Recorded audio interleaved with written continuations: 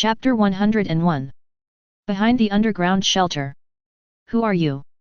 Entering the passage to the underground shelter, Roca and Alessa were the first to discover a little boy playing in the aisle. "What's your name, kid?" Roca asked with a smile. "My name is Vincent." Vincent said this while looking at Alessa with some fear in his eyes. "Vincent?" Roca raised his eyebrows. He remembered that Vincent seemed to be the male protagonist of the second part, a handsome young man. In the original book, he not only helped Sharon enter Silent Hill to save her father, but later it seemed that the two of them got married. Vincent's mother, the High Priestess, is his target. His grandfather, Leonard, was also the former High Priest of the church. "My name is Roca, and she is Alessa. We are here to look for your mother, the High Priestess. Can you take us there?" Roca said with a gentle smile.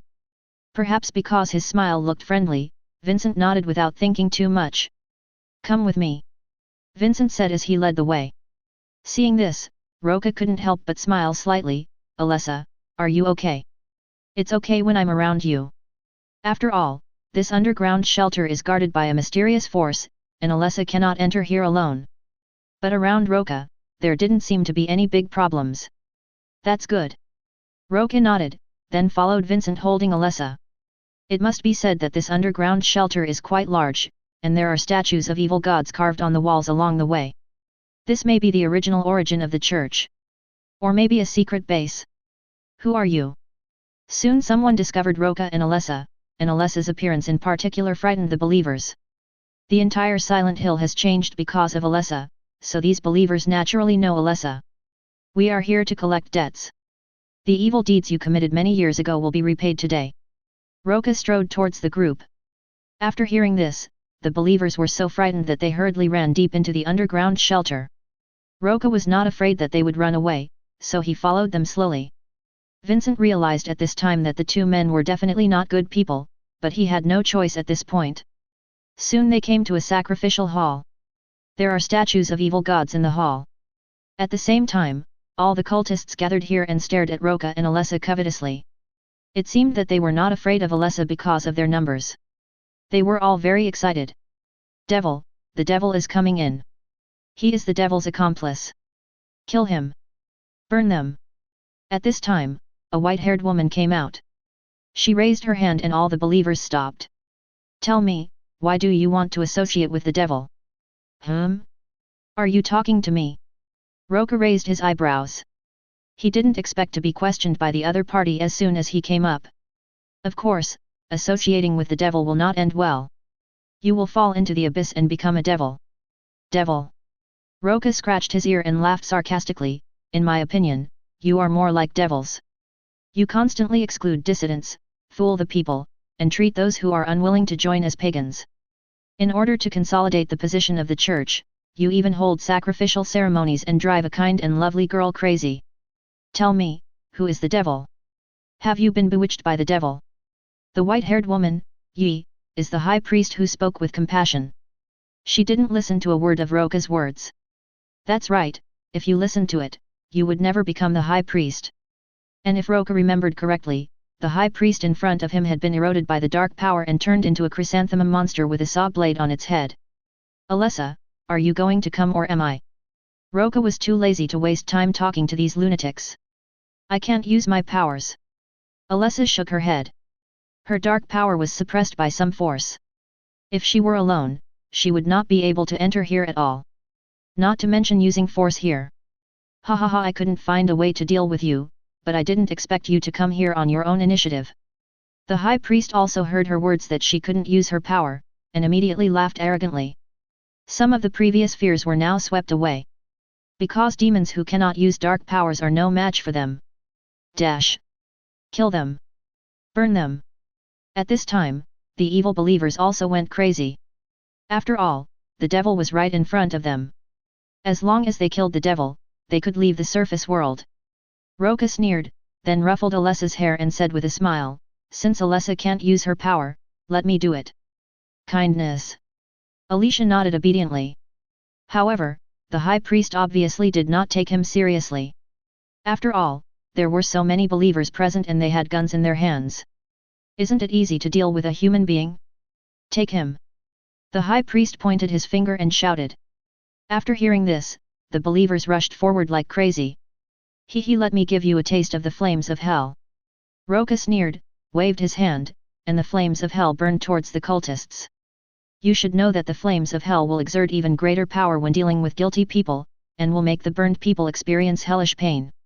These evil believers have done all kinds of bad things and they are the ones who deserve to be judged.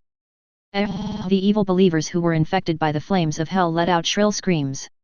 The feeling of burning their souls made them experience the painful torture of hell. Seeing this scene, the high priest suddenly panicked. The man in front of him was indeed not an ordinary person, but a devil. That's right. How could someone who can be with the Demon King, Alessa, be an ordinary person? Now it's your turn, High Priest. The screams in the hall became smaller, and soon disappeared. Roca looked at the High Priest with a playful look, wondering what she would do. Devil, do you think you win like this? The High Priest gradually calmed down. Really? I want to see what you can do. Roca was not in a hurry to deal with her. Instead, he held Alessa and watched the show. You will get your comeuppance. The High Priestess cursed loudly, and then her whole body suddenly twitched, starting from her head, gradually turning into a monster with white skin and 4 saw blades stuck in its head. Commonly known as the chrysanthemum monster. Chapter 102. Is the real thing revealed now? It's really ugly. Roca sneered disdainfully. However, the chrysanthemum monster seemed unable to bear the ridicule, and immediately raised the serrated blade on its arm and rushed over. Alessa, what do you think we should do with it? Roca asked Alessa with a leisurely smile. Burn her. Alessa said without hesitation. Burning was the thing she hated the most, so using it to punish the other party was the perfect thing to do. She wanted to see the high priest burned to death with her own eyes. Good. Roca immediately met her small request, and the hellfire in his hand turned into a fire snake and shot out to wrap around the chrysanthemum monster. The next second, the chrysanthemum monster's entire body was on fire. The pain of the burning soul made it roar continuously and ram into the evil god statue beside 460, but this did not alleviate its pain. As the main culprit of all this, the high priest was deeply sinful and deserved death 100 times. The flames of hell continued to burn for a full half-hour before completely reducing his soul and body to ashes. Then a round metal plate fell down. Hey! Roca walked forward, picked up the metal disc and looked at it carefully. This should be the Archangel Seal, right? If he was not mistaken, this thing was exactly half of the Archangel Seal. The complete Archangel Seal has magical power, which can see through the essence of everything in the world and can also summon gods. You can also enter and exit the Silent Hill surface world at will. In the original novel, Sharon possessed half of the Archangel Seal. When Alessa wanted to absorb her, she actually absorbed Alessa instead. This shows that the Archangel Seal does have magical power. But that's only half of it. Alessa, are you happy now? After Roca put away the Archangel Seal, he smiled and pinched Alessa's face. No, I still can't use my power. Alessa tried to let the other world come, but unfortunately there was no response, and her dark power was still suppressed by something. Roca understood as soon as he heard it. It seemed that he had to get the other half of the Archangel Seal. Only half of the Archangel Seal was able to suppress Alessa, which showed that the Archangel Seal was indeed quite powerful. If nothing unexpected happens, the other half should be in the hands of Vincent's grandfather Leonard. If I remember correctly, Leonard should have been imprisoned in this underground shelter by the high priest. Don't worry, let's look for what else is in this underground shelter. Roca said as he carried her deeper into the shelter. With his X-ray vision, he easily saw where Leonard was being held. I felt it, that force was suppressing me. The closer they got to where Leonard was imprisoned, the more oppressed Alessa felt. It was a natural repressive force that made her feel uneasy. It's okay, I'm here. Roca gently rubbed her hair, then strode into the dim prison. As expected. In the prison room, a disheveled, white-haired old man was tied up with iron chains. When he saw someone coming in, he immediately looked up with his pale eyes. "Arr! Hey, old man, can you see it?" Seeing his rolling eyes, Roca couldn't help but tease him. "No, even if I can't see it, I can feel it." The devil, Tang Ran is here? This is impossible." The white-haired old man muttered to himself like a madman, waving his hands and feet randomly, causing the iron chains to rattle. You must be Vincent's grandfather Leonard, the previous high priest. How do you know? Could it be that the high priestess? Leonard shuddered, having already guessed what would happen to his granddaughter. But he was not too sad. After all, it was his granddaughter's fault that he was imprisoned. You guessed right, they are all dead, including your great-grandson. Roca smiled playfully. However, Leonard did not react at all. I knew that the devil would find her flaws if she did this. It turned out to be true. In fact, the current high priest, Leonard's granddaughter, turned into a monster after being corrupted by the dark power, and she set her sights on her grandfather. That half of the Archangel seal was snatched from Leonard. For some unknown reason in the original book, half of the Archangel seal in the high priest's hand was snatched away by Alessa. Later, Ross got half of the Archangel seal and sent his daughter Sharon out of the Silent Hill surface world. What flaws? Do you think you'll be fine if you have a complete Archangel seal? Although Roca was somewhat interested in the power of the Archangel seal, no matter how strong this power was, it was no match for him. You don't understand the power of the Archangel seal. Even the Demon King would never speak nonsense in front of me. Leonard seemed very excited. In his opinion, the complete Archangel seal was the strongest. He was not afraid even if the devil came. Really? Then give it a try. Roca directly threw his half of the Archangel seal over. He wanted to see how powerful the complete Archangel seal was. Leonard subconsciously raised his hand to catch the Archangel seal. After a moment of hesitation, he finally reacted. Ha ha ha ha, I'm finally back.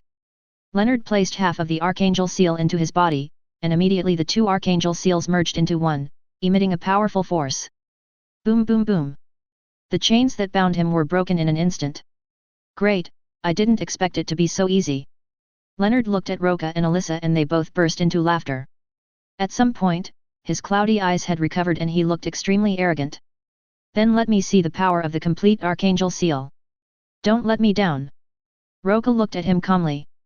Well, if you think so, then come and see my true power. Leonard said as he transformed into a monster.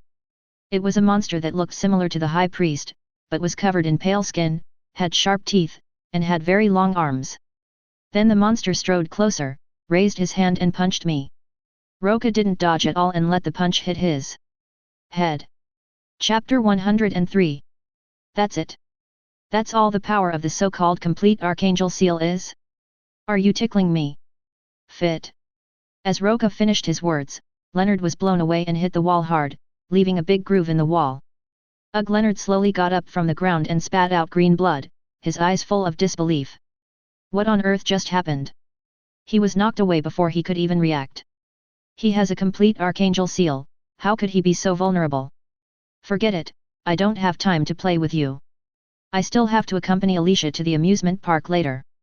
Roca said as he walked towards Leonard. Leonard became crazy when he saw this. He roared and rushed over again. But it didn't work.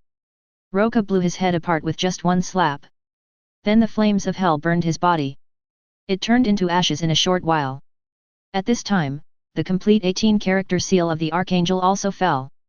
Roca picked up the Archangel seal and looked at it curiously. He discovered that there was indeed a magical power involved, but this power seemed too weak to him. No wonder the complete Archangel seal only turned Leonard into a weak monster. Forget it, Alessa, I'll give you this thing to play with. See if you can use it to let you leave Silent Hill at will. Roca remembered that Sharon could use half of the Archangel seal to leave Silent Hill, so Alessa should be able to do it too. Kindness. After taking the Archangel seal, Alessa studied it carefully. She could feel that this thing gave her great power. However, further research is needed to determine what exactly she can do. Ding! Congratulations to the host for completing the mission Silent Hill 2, rewards are being distributed. Congratulations to the host for Super Regeneration LV2 LV3. Roca looked at the system rewards and found that Super Regeneration had been upgraded to a higher level. The ability to recover has become stronger. But until now there has not been an opponent who can hurt him. Being invincible is just too lonely. Let's go, I'll take you to the amusement park. Without thinking too much, Roca carried Alessa to the amusement park upstairs and spent the whole day with Alessa. The next day, he went to Carlson Manor again and gave the super soldier serum to Heather and Nancy. Honey, this is wonderful. It feels like I've been reborn. The whole world seems different. Oh my god, this feeling is so great. After being injected with the super soldier serum, Heather and Nancy felt that everything in front of them had changed. The insects on the trees hundreds of meters away were clearly visible. I could also hear the sound of wind and birds in the distance. There is also the burning sensation of the sun and the feel of the wind brushing against my skin. All of them came into my mind. This feeling is so great, I love you, darling. Heather couldn't help but hugged Roca's neck and gave him a passionate kiss. Nancy and Chris originally wanted to do the same thing, but they didn't expect to be beaten to it. Roca naturally would not favor one over the other. But kisses alone won't solve the problem. You have to open a silver party. After a few days of such depravity, Allison finally called. Boss, there is an urgent mission from the Portland military. I know, there was this thing about a town in Portland where there was a lot of fog coming out. It was all over the news. Boss, you are so smart. Tell me the specific details of the commission, and the commission money. Okay, boss. The commission is as follows. It is said that a large amount of fog has appeared in a remote town in Portland. There are countless monsters in the fog. The fog has now spread to the entire town and is constantly spreading outward. People in the fog have been killed by monsters one after another. The situation is very critical. After the Portland military requested to accept the commission, we immediately set off to Portland to cooperate with the military to solve the fog problem. As for the commission, it is $10 million US. You want me to do it for $1 million? Tell the military that I won't accept the commission without $10 million. Also, tell them that only I can deal with those monsters. After hearing Allison's words, Roca already knew what was in the fog. That's a monster from another dimension. The largest monster, Behemoth, is as big as a hill and is extremely terrifying. If you want to deal with this behemoth, even missile bombing will not work. Unless a nuclear bomb is used. To be honest, Roca didn't dare to say that he could deal with this kind of monster 100%, because the monster was really too big. The strength is definitely not that weak. That's right, this monster should be the extra-dimensional monster that appeared in the mist. As expected. Ding! The system has updated the task mist, please solve the different dimensional mist boss. Do you know what kind of monster that is? Allison had never seen Roca raise the price so much unless it was really dangerous. Well, the monsters in the fog are very powerful, so I have to ask the Portland military to pay more money, otherwise I'm too lazy to provoke those monsters. Okay, boss. I'll call Portland Army 543 right away. Although Allison was somewhat curious about how powerful the monster her boss was talking about was, she quickly responded to the Portland military. And the Portland military quickly responded to her message. Boss, the Portland military won't accept such a high commission. They will only offer a maximum of $2 million. Then ignore them and send their troops out. When they suffer heavy losses, they will naturally come to us. Roca wasn't worried at all. Although the original novel of The Mist did not say how much the Portland military lost, the losses among ordinary people were definitely not small. Faced with fog monsters such as tentacle monsters, scorpion-tailed flies, winged vultures, spider lobsters, and the giant behemoth, it would be strange if the military did not suffer heavy losses. It seems that these crazy scientists are really courting death time and time again. Not long ago, they developed 245 trioxide, a biological weapon that could bring doomsday to the world. Now the door to another dimension has been opened again. Let the fog monsters invade the Earth. If this continues, the Earth will be destroyed sooner or later. Okay boss, I'll get back to them right away. Allison immediately wrote back to the Portland military. However, the Portland military ignored the reply. It was obvious that they would not pay such a high price to invite an exorcist. Chapter 104. Roca is even less anxious. He knows that sooner or later the Portland military will not be able to withstand the pressure and will come to him again. You have to know that fighting in the fog has many restrictions on modern armies. First of all, fighter jets and missiles cannot be used. Because precise guidance is impossible in the fog. In this case, what can the army use to fight the giant beast behemoth? Just relying on the King of Land tank? The best way to solve the fog is to close the door to the other dimension. Only in this way can we cut off the retreat of the fog monsters and completely eliminate them. Roca was somewhat excited about this, because if nothing unexpected happened, he would be able to collect some monsters again. His monster containment unit was thirsty. It would be great if we could take in the giant beast behemoth. So he was following the news in Portland while enjoying the gentle company of Heather and the others, and he was simply not happy at all. And it turned out to be true. On the second day, the Portland military could no longer withstand the pressure. Because their army could hardly move in the fog, they suffered heavy losses when faced with the large number of monsters such as scorpion-tailed flies and winged vultures that swarmed in. The scorpion-tailed fly has a tail like a scorpion, and it will release a large amount of toxins as soon as it stings the enemy. They are very large in number and are as big as kittens. Very difficult to deal with. Not to mention the winged vulture that feeds on scorpion flies. The winged vulture is like an eagle, with sharp claws and teeth. Anyone caught will be either killed or maimed. There are also horrible spider monsters like the Grey Widow, which use the human body as a breeding ground to breed more small spiders. Their spider silk is extremely corrosive. If you are not careful and get entangled in spider silk, you will break your arms and legs. If you are unlucky, you will die immediately. You should know that these are just a few of the fog monsters. There are many more unknown fog monsters that will launch sneak attacks from unexpected places. Boss, Portland has changed their mind. They are willing to offer a high commission of $10 million, but they also have a requirement, that is, the fog must be solved, and there is no deposit. They promised to pay the commission after completing the task. Hey, you finally can't stand it anymore? If that's the case, then agree to them. Roca was not worried that the Portland military would not pay the commission or default on the payment. If you dare to default on his commission, be prepared to be killed by our motherland. Okay, I'll get back to them. Allison said and immediately replied to the Portland military. Boss, the Portland military asked us to go to Portland immediately to meet up with the military and discuss the calendar for the puzzle season. Tell them I'm leaving now and will arrive in half an hour. Roca didn't waste any time. After pulling his hand out from Heather's broad bosom, he prepared to set off. Do you want me to arrange a car? Heather asked immediately. No, that's too slow. Roca smiled and then flew into the sky and disappeared. When he arrived in Portland, in fact, less than 20 minutes had passed. From high in the sky, one can clearly see the area shrouded in fog, which is probably the size of a small city. At least several towns were included. Moreover, the fog is still advancing outwards. At this speed, the area covered by the fog will probably double in a few days. If no one deals with it, it will only take a few years for the whole world to be shrouded in fog. The Portland military has really made a big mess. Roca couldn't help but curse. First there was the 245 trioxide biological weapon that could bring about the end of the world, and then there was the Portland military opening the door to the other dimension and releasing the fog monster. Do you really think he is Superman, busy saving the world all day long? You know, although the military used fire to drive back the fog in the movie, it did not say that humans won in the end. He didn't even know what humans would use to fight the giant beast behemoth. Without further complaining, he quickly flew towards the Portland army stationed outside the fog. A moment later he landed in the military camp. Who? Hands up! Stop and don't move! The sudden noise attracted all the patrolling soldiers to come over.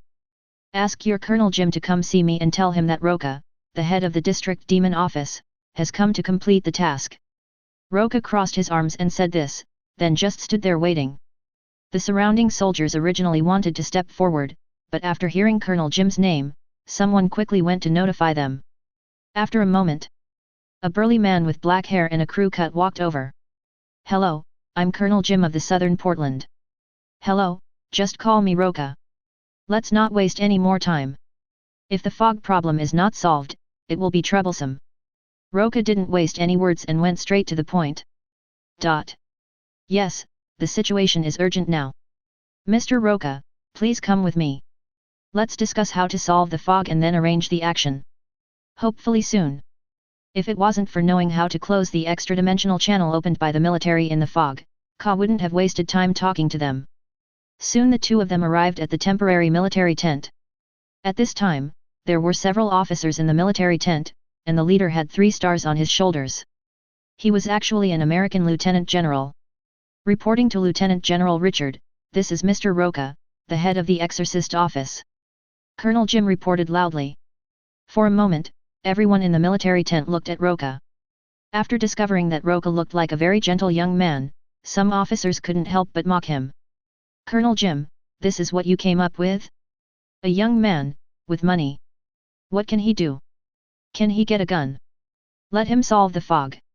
I think we should just go home and find Mom.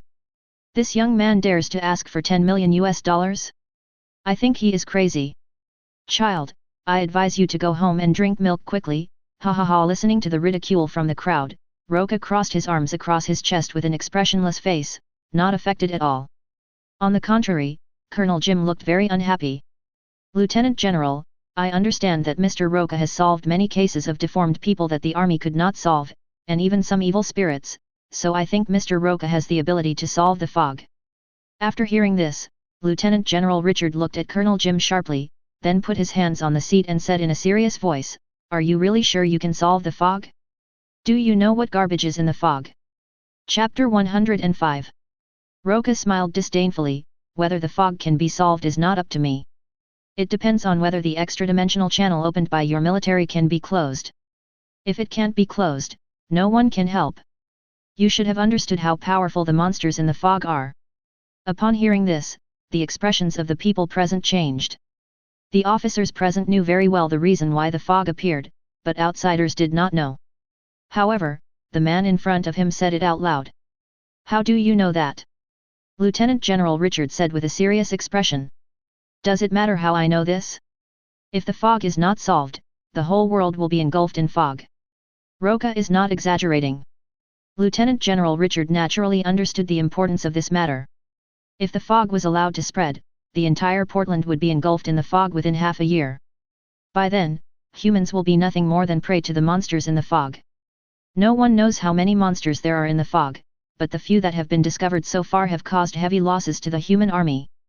Not to mention those unknown horrible monsters. Having said this, Lieutenant General Richard no longer looked down on the young man in front of him. "In fact, we do need someone who can lead the soldiers to break through the fog and enter the deep mountains. Only by entering the military base in the deep mountains and closing the passage to the other dimension can we completely curb the spread of the fog." 127. It would be easy if we could shut it down. Roca waved his hand to interrupt him, and at the same time heaved a sigh of relief. It seemed that this matter could still be resolved. As long as the extra-dimensional channel can be closed, it will be fine. It will be troublesome if you can't close it. Okay, then I will officially appoint you as the person in charge of this mission. You only need to send the scientific research team safely to the military base in the mountains, and then protect them to close the extra-dimensional channel. After the mission is completed, the military will pay a commission of 20 million US dollars. Wow, Roca was a little surprised. He didn't expect that the Lieutenant General would actually take the initiative to double his commission. But Lieutenant General Richard changed the subject and his voice became lowered, "But if you can't complete the mission, there's no need for you to come out." The meaning of this statement is very clear. That means failure is the way to success. If you fail to complete the mission, not only will you not get the commission money, but you will also lose your life. But Roca is not someone who can be frightened. An ordinary army alone is not enough to scare him. "No problem, it's settled, but I need absolute say in the team. Otherwise, I won't take the blame if the mission fails because of your disobedience." Roca also made it clear in advance that he would not be responsible if the team did not obey and the mission failed. "I will give you an elite force of soldiers." Lieutenant General Richard would naturally not let this happen. The other officers in the military tent didn't say much when they saw this, as they wouldn't be blamed for the failure anyway. The only person who took the blame was Colonel Jim. Soon, Colonel Jim arranged a 100-man army to escort a scientific research team of 10 people. Only the people in this scientific research team knew how to close the extra-dimensional channel. Too many. Roca couldn't help but frown as he looked at these people. The target of a team of 100 people was too obvious. You will definitely be attacked by a lot of fog monsters along the way. Although he was not afraid of these fog monsters, he was not sure that he could protect these people 100%. This is already a small amount. You know, we still need to transport some equipment in case of emergency. Colonel Jim had no choice. After all, closing the channel to the other dimension was not an easy task, and the equipment had to be prepared. Otherwise, it would be troublesome if we entered the fog and were unable to close the extra-dimensional channel because the equipment at the research base was damaged. They can't possibly go back and forth to the fog twice. All right. Roca had no choice but to accept it. The team of 110 people filled 6 military vehicles and then set off into the fog. "Mr. Roca, you are the absolute commander of this team. I hope you can bring them back safely. Before leaving, Colonel Jim saluted and said sincerely. These elite soldiers were veterans under his command, and they had a very good relationship. He didn't want these soldiers who had followed him for so long to be lost in the fog, although he knew it was wishful thinking. After all, he knew better than anyone what kind of horrible monsters were in the fog. I'll try my best. Roca patted him on the shoulder without making any promises. After all, there are still many monsters in the fog that even he doesn't know about. Who can guarantee that this team can get out of it intact? Colonel Jim smiled bitterly, but said nothing. Then he watched the team slowly disappear into the fog. First into the fog. Everything around quickly disappeared in a sea of white, and the car behind could hardly see the car in front. Fortunately, we can use walkie-talkies at such a close distance. Of course, these mists did not have much effect on Roca, who had supervision. The vehicle moved forward slowly under his command. Although the fog was spreading over, the fog monsters couldn't get here for a while. So this journey is relatively safe. But after walking for several kilometers, the monsters around were increasing in number. All vehicles, prepare your flamethrowers, you are about to face a monster the size of a fruit bat. Suddenly, a dark object appeared in the sky and kept approaching. Roca immediately ordered all soldiers to prepare flamethrowers. Because that dark object was none other than the scorpion-tailed fly. A monster with a scorpion's tail and a body the size of a fly.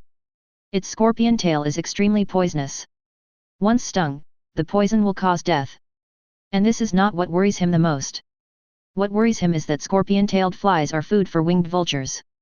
Since the scorpion-tailed fly appears here, the winged vulture may also appear. That is a creature more terrifying than an eagle. And there are so many of them that they are very difficult to deal with. Although the soldiers were a little confused when they heard the command, they still followed the order and aimed the flamethrowers outside the vehicle. 3, 2, 1, they're coming, fire. As Roca finished his words, countless scorpion-tailed flies in the fog pressed down towards the convoy. The soldiers reacted quickly. When they heard the order, they turned on their flamethrowers and sprayed flames several meters away. The thick fog nearby was vaporized by the flames, and the soldiers finally saw clearly what the monster that attacked them looked like. All of a sudden all the soldiers became nervous. Chapter 106. Fortunately, Roca's reminder allowed the soldiers to prepare in advance. Fire is the best weapon against these scorpion flies. Under the scorching heat of the flames, the scorpion-tailed fly was instantly ignited. For a moment, a large number of scorpion-tailed flies kept falling from the sky. The scorpion-tailed fly's attack lasted for several minutes before they flew away. To Roca's relief, the eagle did not follow. Otherwise, these soldiers might be injured. Report on the status of each team. Report, car number 2 has no damage. Report, car number 3 is undamaged. After hearing that no one had suffered any losses, Roca quickly gave the order to continue moving forward. At this time, these soldiers who were originally just following orders were now completely impressed by Roca, the temporary commander. If he hadn't anticipated the enemy's move, even if the soldiers reacted, casualties would probably be inevitable. After all, the horror of that monster was still fresh in their minds, and they didn't want to give it a try. The convoy continued to move forward. But perhaps because of the battle just now, various monsters kept attacking the convoy. Car number 3, there are 2 large spider monsters on your left. Use the flamethrower to kill them.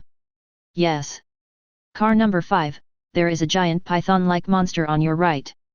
You can use ordinary firearms to deal with it. Yes. Roca sat on the roof of the cab of vehicle number 1, using the intercom to continuously direct the vehicles behind to deal with the attacking fog monsters. There were indeed more of these fog monsters than he had imagined, and there were many kinds of snakes, insects, rats and ants. He could only classify the monsters according to their size and appearance. As for the various monsters encountered on the road ahead, they will be solved with one shot from the Death Barret with the Hellfire in his hand. So far, all they have encountered are smaller fog monsters. Firearms are still a good solution. However, good things don't work, but bad things do. Just when I was happy that I didn't encounter a large fog monster, unexpectedly a monster of huge size appeared in the maze garden. This guy looks to be 2 stories tall, with a pair of eye-catching large claws under its abdomen and 6 legs supporting its entire body. It was red all over and looked like a boiled lobster. Spider lobster. Roca recognized it at a glance. This monster had appeared in the movie. Its two huge pincers could easily clamp a person up or cut him in half. It is a relatively difficult fog monster to deal with. Report to the commander, there is an unknown giant monster ahead. Under the illumination of the lights, the driver of car number 1 also discovered the huge object in front. I've seen it. Let the convoy keep moving forward. As soon as Roca finished speaking, the death barret in his hand had already aimed at the head of the spider lobster. Bang! A huge gunshot rang out.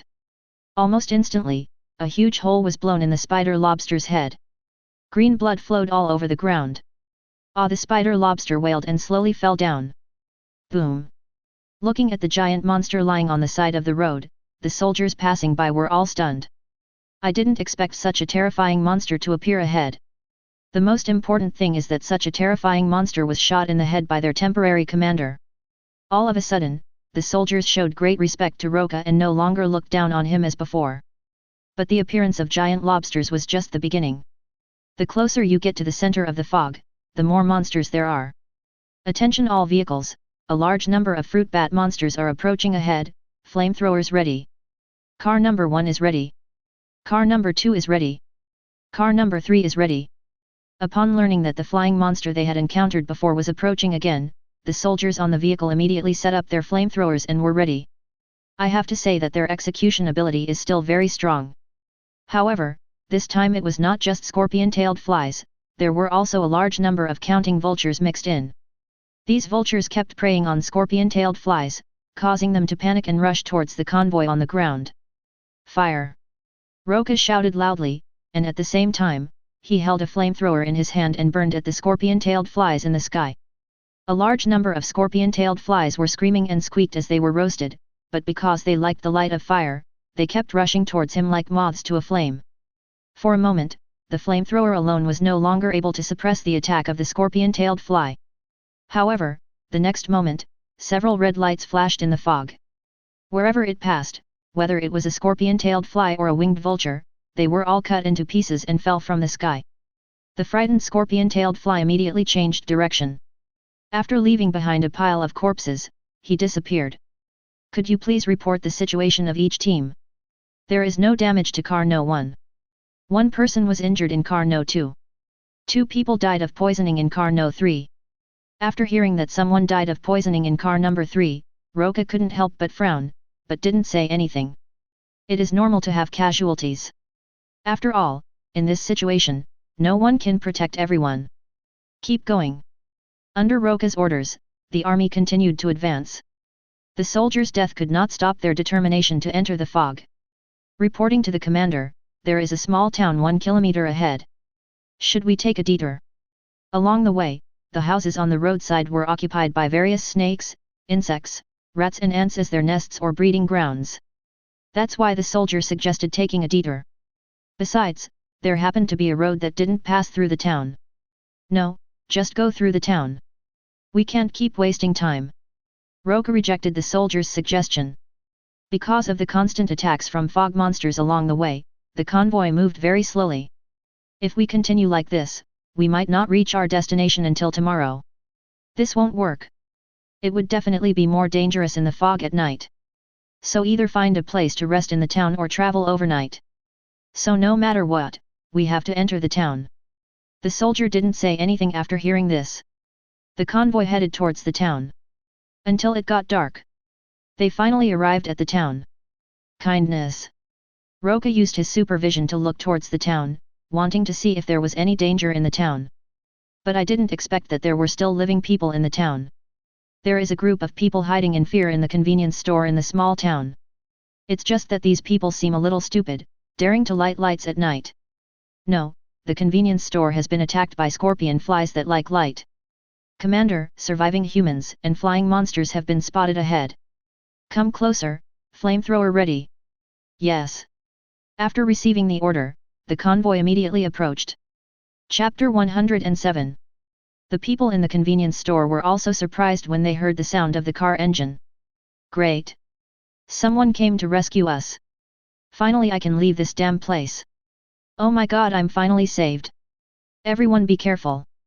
At this time, the winged vultures that were preying on scorpion-tailed flies had broken the windows of the convenience store, and a large number of scorpion-tailed flies and winged vultures entered the convenience store. The unsuspecting people suddenly screamed in panic. The whole place was in chaos. Just at this moment, a lot of lights from outside the convenience store shone in. Attract the attention of the scorpion fly. Then, flames filled the sky, burning the scorpion-tailed flies and completely igniting the darkness. It's the army. The army has come to save us. Great, we are saved. When people saw the army outside the 753 convenience store, they burst into tears of joy. Even the shock of being attacked by the scorpion-tailed fly just now disappeared.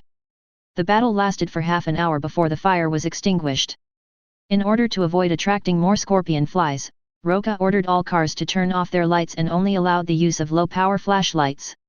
Let's go check on the casualties at the convenience store, and then prepare a place to rest. It looks like we can only rest here tonight.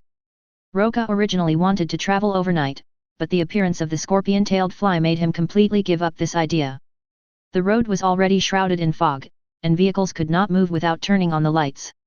If you turn on the lights, it will attract a large number of scorpion-tailed flies and other fog monsters to attack. So I can only rest here. Yes. The communications soldier nodded, and then took his men to the convenience store to check the situation. Soon he came out with 3 men in plain clothes. Reporting to the commander, these 3 people are from the troops stationed at the R&D base. They purchased supplies at the convenience store after receiving the order, but because of the spread of the fog, they were left here. Kindness. Roca couldn't help but raise his eyebrows when he looked at the 3 strong men in front of him. Could these 3 be the 3 soldiers in the plot? And the small town in front of us should be where the plot of the mist takes place. Tell me what you know. Roca asked. We only know that the fog is the result of a failed military experiment. Researchers believe that there are other dimensions in this world, so they want to create a portal to observe another world. In fact, the military obtained a frozen alien body not long ago. The 3 soldiers told what they knew without thinking. Roca was a little surprised. He didn't expect that these 3 people knew so much. They even knew that the military had obtained a frozen alien body. In his impression, this kind of thing seemed to have been mentioned in the movie. But no one took it seriously. I didn't expect it to be true. Perhaps it was precisely because of the remains of this alien that they were able to research a method to open a channel to another dimension. There is also a saying that these monsters are said to come from an unknown parallel universe called Planet X. Monsters like scorpion flies and winged vultures are the creatures that live on Planet X. Of course, this has not been confirmed. It's just a guess. Letting the 3 men go down to rest, Roca ordered the soldiers to take turns standing guard, and then he lay down in the car and took a nap. He didn't dare to really fall asleep. Otherwise, God knows how many of these soldiers will be left tomorrow. The soldiers also did not dare to rest all night. Fortunately, there were not many monster attacks at night. Until dawn. Get the convoy ready to go. After Roca woke up from his nap, he immediately ordered the soldiers to prepare to set off. But what about these people? The accompanying communications soldier asked. Let them stay in the basement of the convenience store. As long as they don't make any noise, not many fog monsters will notice this place. Roca waved his hand nonchalantly. Of course, even if the enchanted monster noticed this place, there was no way. He couldn't take these people away. It is also impossible to abandon the mission and send these people out of the fog. So they can only stay in the convenience store. If they are lucky, these people will be rescued once they close the extra-dimensional channel. If you're unlucky, just pretend he didn't say anything. Yes. The signalman immediately understood what he meant and passed it on immediately. When the people got the news that they were asked to stay here, there was some commotion. But it was quickly suppressed. The convoy continued to move forward. However, before he had walked far, he was attacked by several tentacles covered with sharp spikes. A soldier was instantly rolled up and dragged away by the tentacles. Bang! Roca shot the tentacle in half with one shot, and then looked towards where the tentacle was. It was an octopus-like tentacle monster with sharp claws and teeth at the end of its tentacles. It looked like this creature could eat through its tentacles. Once the tentacles are cut off, they will turn into a pool of black water. This monster is called Tentacle Monster and it has appeared in movies. It's just that what appeared in the movie was just a tentacle, and now its true appearance is revealed. Octopus, that makes sense. Roca had always been very curious about what this tentacle monster looked like, but he didn't expect it to look like an octopus. But unlike ordinary octopuses, this octopus looks ugly and scary, and has sharp teeth. It's not too big, only about the size of a floor. Dozens of tentacles waving together were quite spectacular. It is somewhat similar to the alien insect meat mountain that Roca had killed. "Commander, what should we do?" Although the soldiers could not see clearly the situation in the thick fog, they instinctively sensed the danger. "Prepare for RPG." "Yes." After hearing this, the soldier immediately brought out the RPG rocket launcher. Roca took the 2.7 RPG with one hand and carried it on his shoulder. He aimed at the tentacle monster and pulled the trigger without hesitation. Whoosh! Rockets shot blazingly into the fog. Next second. Boom! A huge flame shot up into the sky, destroying the surrounding mining gardens. This also allowed all the soldiers to see the true appearance of the monster. Hiss! When they saw the monster's appearance clearly, they couldn't help but gasp. It turned out to be a huge octopus monster. If they had just walked forward without any precautions. Isn't this like a sheep walking into a tiger's mouth? Just thinking about it made them shudder. Fortunately, their temporary commander miraculously discovered the monster and fired an RPG. Any carbon-based creature will never be unscathed by RPG. Chapter 108. The flames that accompanied the explosion disappeared. Just when everyone thought that the octopus monster had been blown to death, a roar was heard, followed by countless tentacles swarming towards everyone. Roca took a closer look and found that the RPG explosions were all blocked by the tentacles of the tentacle monster. At best, it only broke a few of his tentacles. It didn't hurt him at all. This guy is quite smart. Roca was a little surprised, but he didn't have time to think about it now. Faced with the overwhelming tentacles, all the soldiers raised their guns and waited for his orders. However, the soldiers did not receive the order to fire, but instead saw a flash of red light. The next second, the huge octopus monster was split into two. Then he fell heavily to the ground. The soldiers were all stunned when they saw this scene. "Did you see that right? Their temporary commander actually has lasers in his eyes? And cut the monster in half in one go?" At this moment, the soldiers felt that their worldview was about to collapse. 18 Ready to go. Roca ignored the soldiers' astonishment. His abilities would be exposed sooner or later anyway, so there was no need to hide them. With his current strength and power, there is no need to hide it. Even though the soldiers still didn't quite understand, they quickly got in their cars and prepared to set off after hearing the order. Wait a minute! Just then, a middle-aged man ran over holding a child. "Kindness." Roca frowned and didn't intend to pay attention, but the middle-aged man seemed familiar. "Bring him here." "Yes." The communicator next to him immediately got out of the car and brought the man and the child over. "Sir, could you please take us to the west side of town? I want to see if my wife is still alive." David, holding his son, said with pleading eyes. "I advise you to stay here and protect your son." As soon as Roca heard it, he knew that this man must be the protagonist of The Mist, the unlucky guy who was about to leave the mist at the end of the movie. However, because his psychological defenses were broken, he shot and killed his companions and son, and finally planned to commit suicide. "But I didn't expect that the army's rescue was right in front of me." He shot his son but survived, but his wife was killed by the fog monster. "Isn't it just unlucky?" D.DZ. David wanted to say something else. But Roca had already ordered someone to drive away. David was somewhat unwilling to accept this, but he did not dare to take the risk of returning home with his son to find his wife. In the end, he listened to the advice and returned to the convenience store. The other side. The convoy moved slowly forward in the fog. Roca didn't take David's affairs to heart. It would be fine if this guy listened to advice, but if he doesn't, no one can be blamed if he dies. "Stop the car, turn off the lights." Suddenly, Roca solemnly ordered all vehicles to stop, shut down their engines, and turn off all lights. Although the soldiers were a little confused, they quickly followed the order and turned off the lights and engines. It was at this time. Boom! Boom! Boom! The ground suddenly began to vibrate rhythmically, as if something was constantly hitting the ground, causing an earthquake. Suddenly, in the hazy fog, a huge figure suddenly appeared. Seeing this blurry figure, the soldiers felt so frightened that they couldn't breathe. It is hundreds of meters tall, so huge that it blocks out the sky, with sturdy limbs and a footprint that is bigger than an SUV. In front of such a giant, humans seem too small. What is that? Finally appeared, the giant beast behemoth. Roca was somewhat shocked and excited at the same time when looking at the giant in front of him. It was worthy of being called the giant beast behemoth, as its size was really too huge. I just don't know if it can be put into the monster containment device. Do I need to feed it every day after I take it in? How much food does such a huge creature need to consume every day? Without thinking too much, just catch this monster first. Everyone, find a place to hide, don't expose yourself to the monster, and be careful of other monsters. Roca ordered the soldiers to hide. In fact, after the giant beast behemoth appeared, there were fewer monsters in the surrounding maze. Probably because of the influence of the giant beast behemoth, they dare not come out. This is definitely a good thing for him.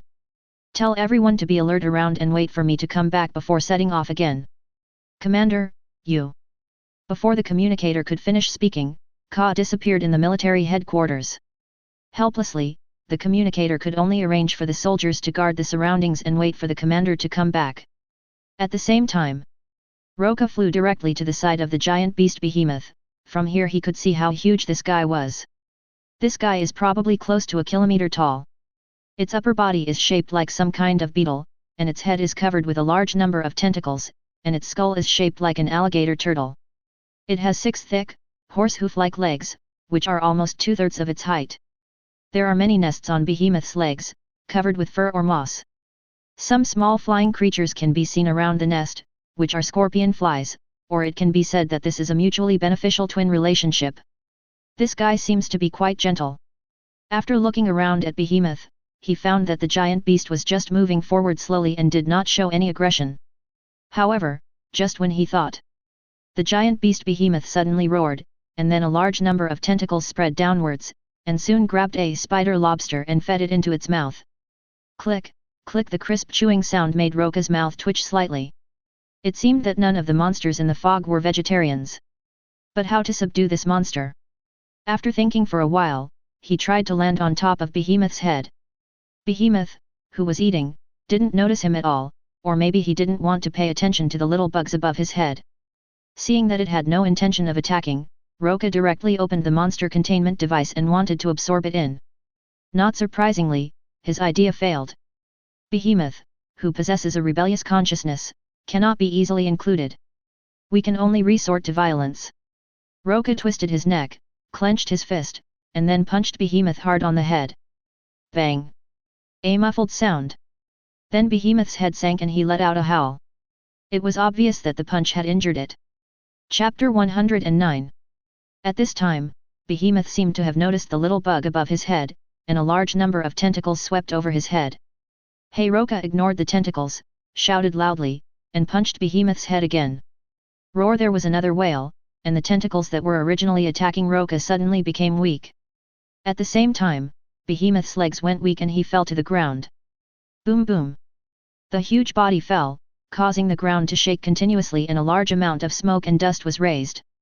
The soldiers not far away looked at the scene in confusion, not knowing what was going on. Why did that terrifying giant suddenly fall down? It's a pity that the area was already shrouded in fog, and now with the smoke and dust rising, it's impossible to see clearly what's happening in the distance.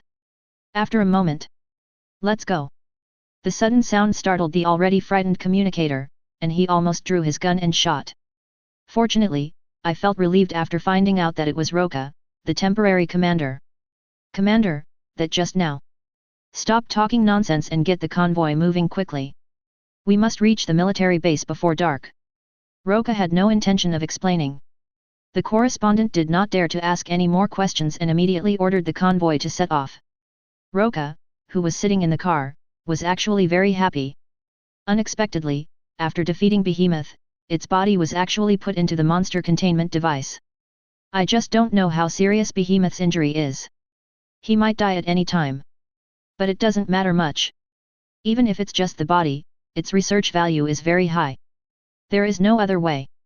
There is currently no place to place Behemoth. This is the only way to deal with it for now. The convoy continued to move forward. They were getting closer and closer to the military base deep in the mountains. Perhaps because the giant beast Behemoth lurked nearby, there were fewer fog monsters attacking them along the way. After moving forward for several hours, They finally arrived at the military base deep in the mountains. There were naturally no living people in the military base at this time, and it was occupied by a large number of maze monsters. If you want to get in, you must get rid of these monsters. Everyone, cheer up! Kill any monsters you see. Let's go! Roca waved his hand and led the soldiers and the scientific researchers who were protected in the middle to quickly approach the military base. Fire! As they approached, the monsters in the military base also discovered them and swarmed over them as they saw their prey. The most numerous type of spider is called Grey Widow. These spiders are the size of adult wolves and are the most numerous monsters in the fog. They lay eggs inside their prey, with thousands of eggs hatching almost simultaneously inside the prey. When the young spider matures, it will directly absorb the flesh and blood, and sometimes the victim may even be alive. This shows how terrifying this monster is. Fortunately, the monster's nemesis is fire. With the flamethrower paving the way, they gradually entered the military base. The entire military base seemed to have become a spawning ground for the Grey Widow, with spiders and rotting corpses of parasites everywhere. It's so frustrating. That should be the interdimensional passage. Roca looked up at the place inside the military base where the fog was pouring out. If nothing unexpected happened, that was the passage to another dimension. However, the extra-dimensional channel has been opened very wide at this time. It can be seen that a large number of monsters are still pouring out from the extra-dimensional channel. Commander, the control console is underneath the base. We need to get there to close the extra-dimensional channel. The correspondent came to report. Then have someone clear the road leading into the research base quickly. Since the underground research base was covered with spider webs and there were a large number of Grey Widows, it was very difficult to advance. At present, we can only come slowly. As long as nothing unexpected happens, most of the underground research institute will be cleared out before dark. In this regard, Roca could only stare at the dimensional passage while waiting for the soldiers to clear out the underground research institute. But after waiting for 2 hours, he finally got impatient and started cleaning it himself. With the burning of hellfire, the cleaning speed is very fast. Soon researchers began to study how to close the extra-dimensional channel. However, many instruments in the research base were corroded by the venom of the Grey Widow, which caused great trouble to the researchers. Fortunately, these were all anticipated in advance, otherwise we wouldn't have to travel with a truck full of equipment. It comes in handy now. However, the research progress of the researchers is slower than Roca imagined. Until the third day, the researchers' progress in closing the extra-dimensional channel is still very slow. Due to the thick fog, there was no way to contact the outside world. Even Roca was getting a little impatient. Boom boom boom. Gunshots were heard from time to time around the military base. Because it is too close to the extra-dimensional channel, it is attacked by more monsters than expected. This was even when Roca personally dealt with most of the monsters. But even so, they were almost out of ammunition and food. After all, the soldiers only prepared 3 days of food and a limited amount of ammunition. How is it? No progress yet. Impatient Roca came into the laboratory again to urge.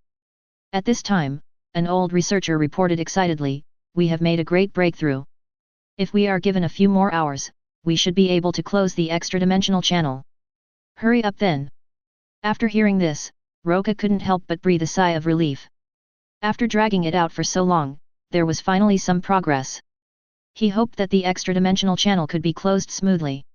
Otherwise the consequences will be disastrous. He could vaguely sense that there were monsters more terrifying than Behemoth in that extra-dimensional passage. It's just that the scope of the extra-dimensional channel is not large enough to allow such a huge creature to pass through. "Commander, this is bad." Just at this time, the correspondent came to report. "How many monsters are there this time?" Roca knew what the communicator was going to say without even thinking. Now they have run out of ammunition and food, and he is the only one who can take action if they encounter monsters. "No, it was that giant beast that came out from the extra-dimensional passage," the communicator explained anxiously. Boom! Almost as soon as he finished speaking, the ground began to shake. I had experienced this feeling before when I met Behemoth. Chapter 110. Roca was a little surprised. He didn't expect that a giant beast like Behemoth would appear again in the extra-dimensional channel. It seems that this kind of behemoth is a relatively common monster on the other side of the extra-dimensional channel. Arrived outside the military base, he looked towards the extra-dimensional passage. Sure enough, a behemoth that was slightly larger than the previous one was slowly emerging from the extra-dimensional passage. It's a pity that we have run out of ammunition, otherwise this would be the best opportunity to attack. The communicator's face was full of regret. After seeing Behemoth before, he was no longer so afraid of this monster. He even wanted to launch a counterattack to let this monster experience the firepower of humans. Unfortunately, there is no such opportunity. Tell everyone to be alert in the surroundings. I'll be back soon. As soon as Roca finished speaking, he disappeared from the spot. The communicator was already used to this, and he immediately ordered the soldiers to be on alert and not to be ambushed by the monsters while the commander was away. At the same time, Roca flew directly to the top of Behemoth's head, trying to use the same trick again. Naughty is one of Behemoth's weaknesses. Just 2 punches and this thing will fall to its knees. However, the Behemoth in front of him was different. After seeing a weak bug appear in front of him, he actually stretched out a large number of tentacles to whip it. Kindness. Roca was a little surprised. He didn't expect that this Behemoth was different from the previous one. This one was obviously more aggressive. Or did he sense danger? But it's no use. Do you think there's no way to stop him from getting closer? The next second, scorching heat vision burst out instantly. It hit Behemoth's head accurately. Immediately afterwards, the scorching high-temperature rays pierced directly through its head. Roar after a wailing sound, Behemoth slowly fell back into the extra-dimensional passage. It disappeared without a trace in just a moment. In fact, this Behemoth is very strong, and its physical defense is not that bad. But there was no way. Roca either used his fists to carefully hit the head, or used thermal vision to directly attack the vital points. This made Behemoth's defense completely useless. It is only natural that it would be solved so easily. Roca watched Behemoth slowly disappear into the extra-dimensional channel and was eager to try. He wondered what the other side of the extra-dimensional channel looked like. Since the fog monsters can come here, why can't he go to the foggy world to take a look? Do it when you think of it. Without any hesitation, he flew directly into the extra-dimensional passage. He came to another world very easily. It is also shrouded in fog. But Roca, who has supervision, can see farther. Within a few kilometers, there are countless various fog monsters that have been seen and not seen before, and towering trees hundreds of meters high are everywhere. This place is more like a primitive jungle, or perhaps the world of Shanhai Jing. It's just that the fog monsters here are bigger and more ferocious. After walking around, Ika found that there were many monsters that were not as big as Behemoth. It's just that the extra-dimensional channel is too small and they can't enter. To be honest, Roca is really interested in this foggy planet. The value of this place is simply inestimable. It would be great if we could open a different dimensional channel at will. It seems we need to get the military's method of opening the foggy alternate dimension passage. Roca hadn't thought of this before. But now he wants to treat this foggy planet as his own backyard, so he must know how to open the door to the foggy world. Return to the military base. Fortunately, during the time he was away, not many monsters attacked the military base. Most of them have been dealt with by the soldiers. Although they are now out of ammunition and food, ordinary monsters are still easy to deal with even without using guns. Bib, it worked. It worked.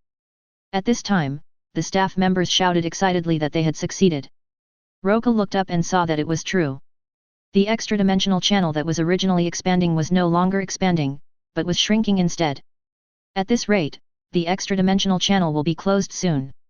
For a moment, not only the scientific researchers, but even some exhausted soldiers couldn't help but breathe a sigh of relief.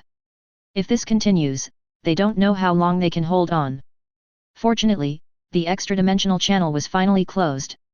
An hour later, the extra-dimensional channel continued to shrink and eventually disappeared.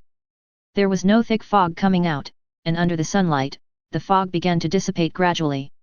In just a moment, the entire military base became clearly visible. The soldiers cheered when they saw this. Ding! Congratulations to the host for completing the mission missed. Rewards are being distributed. Congratulations to the host for obtaining Super Brain Power LV1 in an instant. Roca felt that his brain became clearer and more flexible, and he could draw inferences about whatever he thought of. Roca took a deep breath and stopped thinking about it. His super brain power allows him to think about any problem extremely quickly and remember any knowledge completely. If he wanted to, he could become the best scientist in the world. In this case, wouldn't it be easy to figure out the technology to open the interdimensional channel? Roca's eyes lit up when he thought of this, and then he went to the Underground Research Institute. Taking advantage of the opportunity of the researchers' happy celebration, he quickly checked. He originally thought that this knowledge would be difficult. However, he understood at a glance how this military base opened the door to the other dimensional passage. The key lies in the frozen alien corpse. No, it should be said that along with the frozen alien corpses, there are also some alien technologies. Perhaps these aliens came to Earth through the technology that opens the door to another dimension. I just don't know what kind of accident caused him to freeze to death. It seems that the aliens' technology is not yet mature. Without saying a word, Roca packed up all the alien technology and took it away. Although he should be able to remember it quickly, it would be best to take it back and study it. It can no longer be left to the military. Go, notify the researchers to evacuate the Underground Research Institute. We have to go back next. Commander, now that the extra-dimensional channel has been closed, the fog will disappear sooner or later. We can wait for support from the room. The correspondent was a little confused. Logically speaking, we should just wait here for military support. After all, the materials in the Underground Research Institute are very important. It would be bad if they left and were destroyed by monsters. Although the extra-dimensional channel is closed, there are still many monsters coming out of the fog. Chapter 111. Because I'm going to destroy this place. Roca stated his purpose directly. What? That won't work. The communicator immediately shook his head and refused. He had received an order to protect this place and all the research results of opening the extra-dimensional channel. Although this time brought huge losses to Portland, it also brought huge benefits. Not to mention that the fog monster has great research value. There is endless space for exploration on the other side of the extra-dimensional channel. Humans may be able to build another home on the other side of the interdimensional channel. So he absolutely would not allow the Underground Research Institute to be destroyed. I'm doing this for the good of all mankind. I've been to the other side of the dimensional channel and there are all these terrifying beasts there. What if the military opens the dimensional channel again and can't close it? I think you should understand the consequences. The whole world will be in crisis. In fact, Roca has taken away all the aliens' technological achievements. But the body must be destroyed. Otherwise, if the military knew that he had taken the things away, it would be a big trouble. No, I can't let you destroy this place. After all, the communicator is an American soldier, and soldiers naturally give priority to obeying orders. After all, Roca is just a temporary commander. In that case, Roca narrowed his eyes, and his heat vision suddenly burst out, then don't blame me. Boom boom. In an instant, the entire military base was cut in half by thermal vision, and the unprepared soldiers died tragically on the spot. Until they died, they didn't know why Roca suddenly attacked them. There is no other way, this matter must be destroyed and all evidence must be covered up. If the military knew that he had taken the alien technology, he would be in endless trouble. So don't blame Roca for being cruel. After using C4 to destroy the Underground Research Institute including the researchers, he released the behemoth he had captured before, and let it leave some traces in the military base. Then just kill it directly. This would mislead the military into thinking that the military base was destroyed by the behemoth. Anyway, there are plenty of giant beasts in this foggy world, so there is nothing to be reluctant about. Perhaps the military will still have doubts. However, as long as there is no evidence, they have no way to deal with me openly. If the military really wants to be unreasonable, our people will not be pushovers. After finishing everything, Roca got in the car and left the military base at a leisurely pace. All the way to the town at the foot of the mountain. At this time, the fog gradually dissipated, but it was still impossible to see clearly more than 100 meters away. However, he discovered that military support had already arrived. All the survivors in the convenience store were rescued. Roca narrowed his eyes and then drove over. Who? As soon as he approached, he was discovered by the military, led by Colonel Jim. It's me. Roca stopped the car, turned off the engine and got out. Mr. Roca. Colonel Jim was a little surprised when he saw him. In fact, they had already noticed the rapid dissipation of the fog, and they also vaguely guessed that the person who went to close the channel to the other dimension had succeeded. Seeing Roca now further confirmed his guess. But soon he began to feel doubtful. Mr. Roca, why are you alone? Where are they? I'm sorry. Roca shook his head apologetically, I couldn't bring them back intact. What? Colonel Jim was stunned for a moment after hearing this, and then he couldn't help feeling sad. Although I knew that this mission was extremely dangerous and the chance of coming back alive was pitifully small. But after hearing the news, he still found it hard to accept it.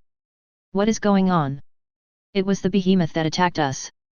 Roca simply made up a story that they finally arrived at the military base after many casualties. After several days of hard work, the scientific and technological personnel finally closed the extra-dimensional channel. But because of running out of ammunition and food. As a result, they were unable to fight back when the giant beast attacked them. Eventually the entire military base was destroyed. But don't worry, I have killed the beast to avenge everyone. Roca patted Colonel Jim's shoulder comfortingly. I have to go and see it myself. Colonel Jim was also a little sad, but he didn't completely believe what Roca said. You need to see it with your own eyes to know whether this is true or not. Request flowers. Then I'll go with you. Roca was not in a hurry to leave, but instead accompanied them back to the military base again.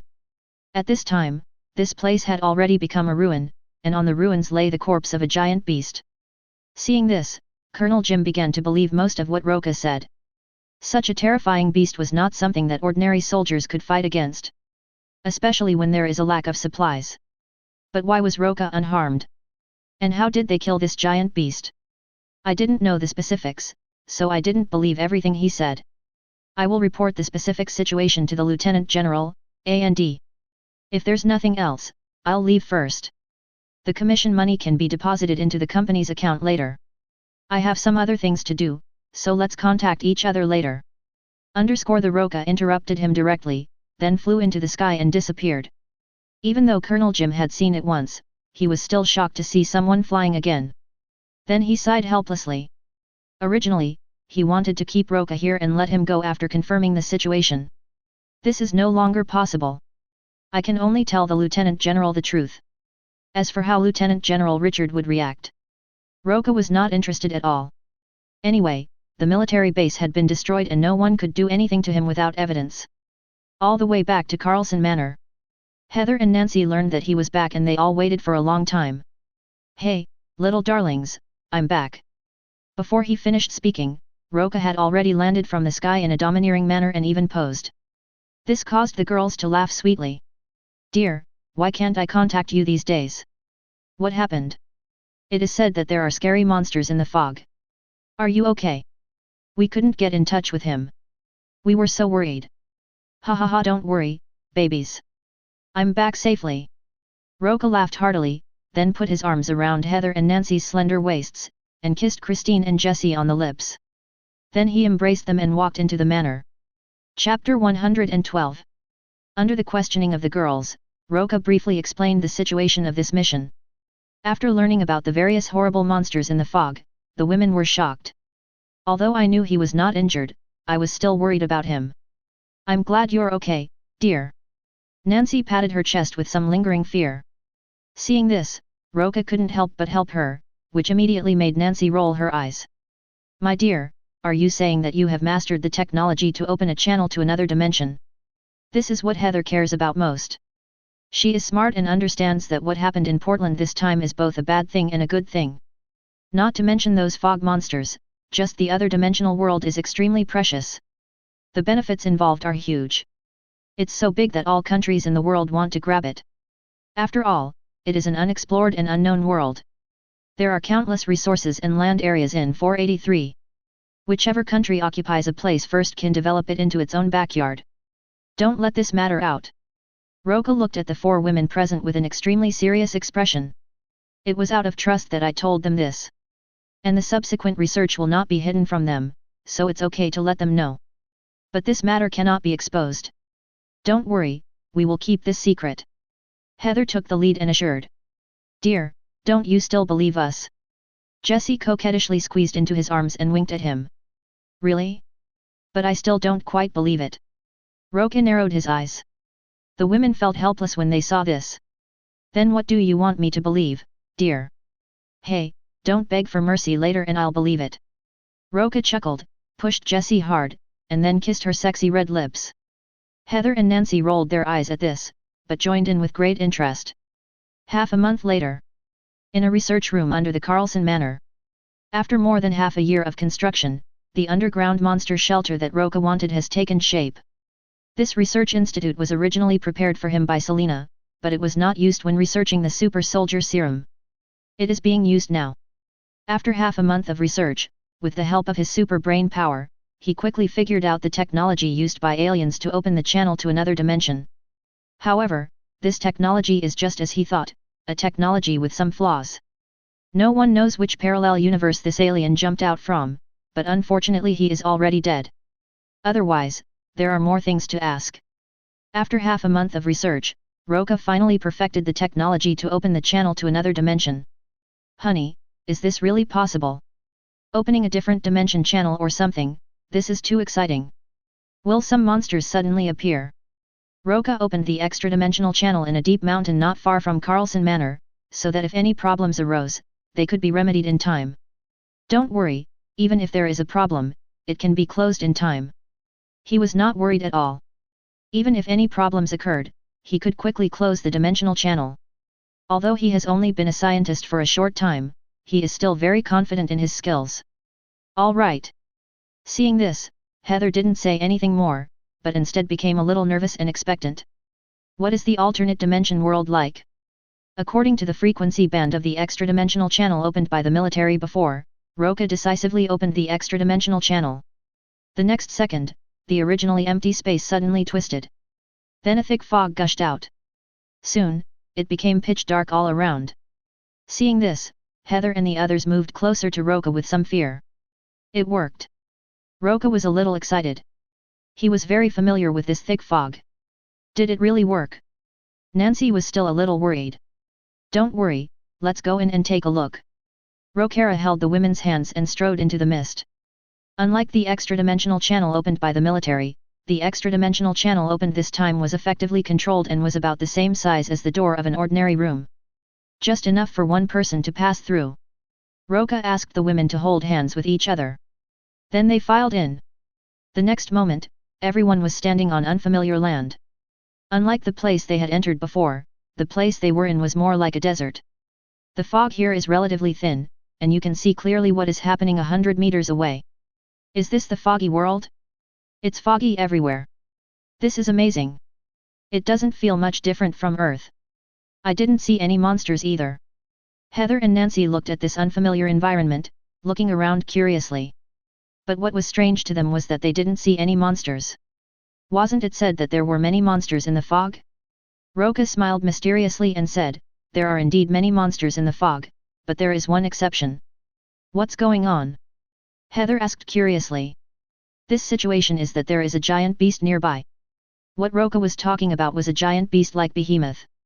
Where Behemoth appears, other monsters dare not appear. This is territorial awareness. Is there a giant beast nearby? Hearing this, Heather suddenly became curious. Nancy was a little scared. Why don't we go back? What are you afraid of? I'm already here. Jessie was not afraid of trouble, and she didn't want to see what the beast looked like. However, it was at this moment. Whirlpools suddenly appeared on the lake not far away. Then a huge splash of water appeared. What's that noise? Because of the fog, no one can see clearly. 4.0 Is that the sound of water? Is there a lake over there? Heather ventured a guess. In fact, everyone heard the sound of water. Yes, a big snake came out of the lake. Unlike the other women, Roca saw clearly that a huge snake suddenly emerged from the lake, and its size was probably much larger than Behemoth. And there are two snake heads. This is actually a giant two-headed snake. Let's get closer and look at the shore. Heather was so curious that she suggested getting closer. Will it be too dangerous? Nancy was still a little scared. It's okay. Even though the snake is huge, it definitely can't hurt you. Although the two-headed giant snake in front of him did look intimidating, it was just an ordinary snake too. Roca. Chapter 113. After hearing this, everyone felt relieved. So the four girls, led by Roca, approached the lake, and they finally saw the horrifying appearance of the two-headed giant snake. Nancy almost couldn't help screaming, but luckily she had experienced Freddy before, so she didn't panic. This thing is huge. What a terrifying giant snake. It's actually two-headed. Seeing that the giant snake was not looking at them, the women became bolder. But good things don't work, bad things do. As they were discussing this, one of the two-headed giant snake's heads looked over. This sight frightened the women so much that they dared not move.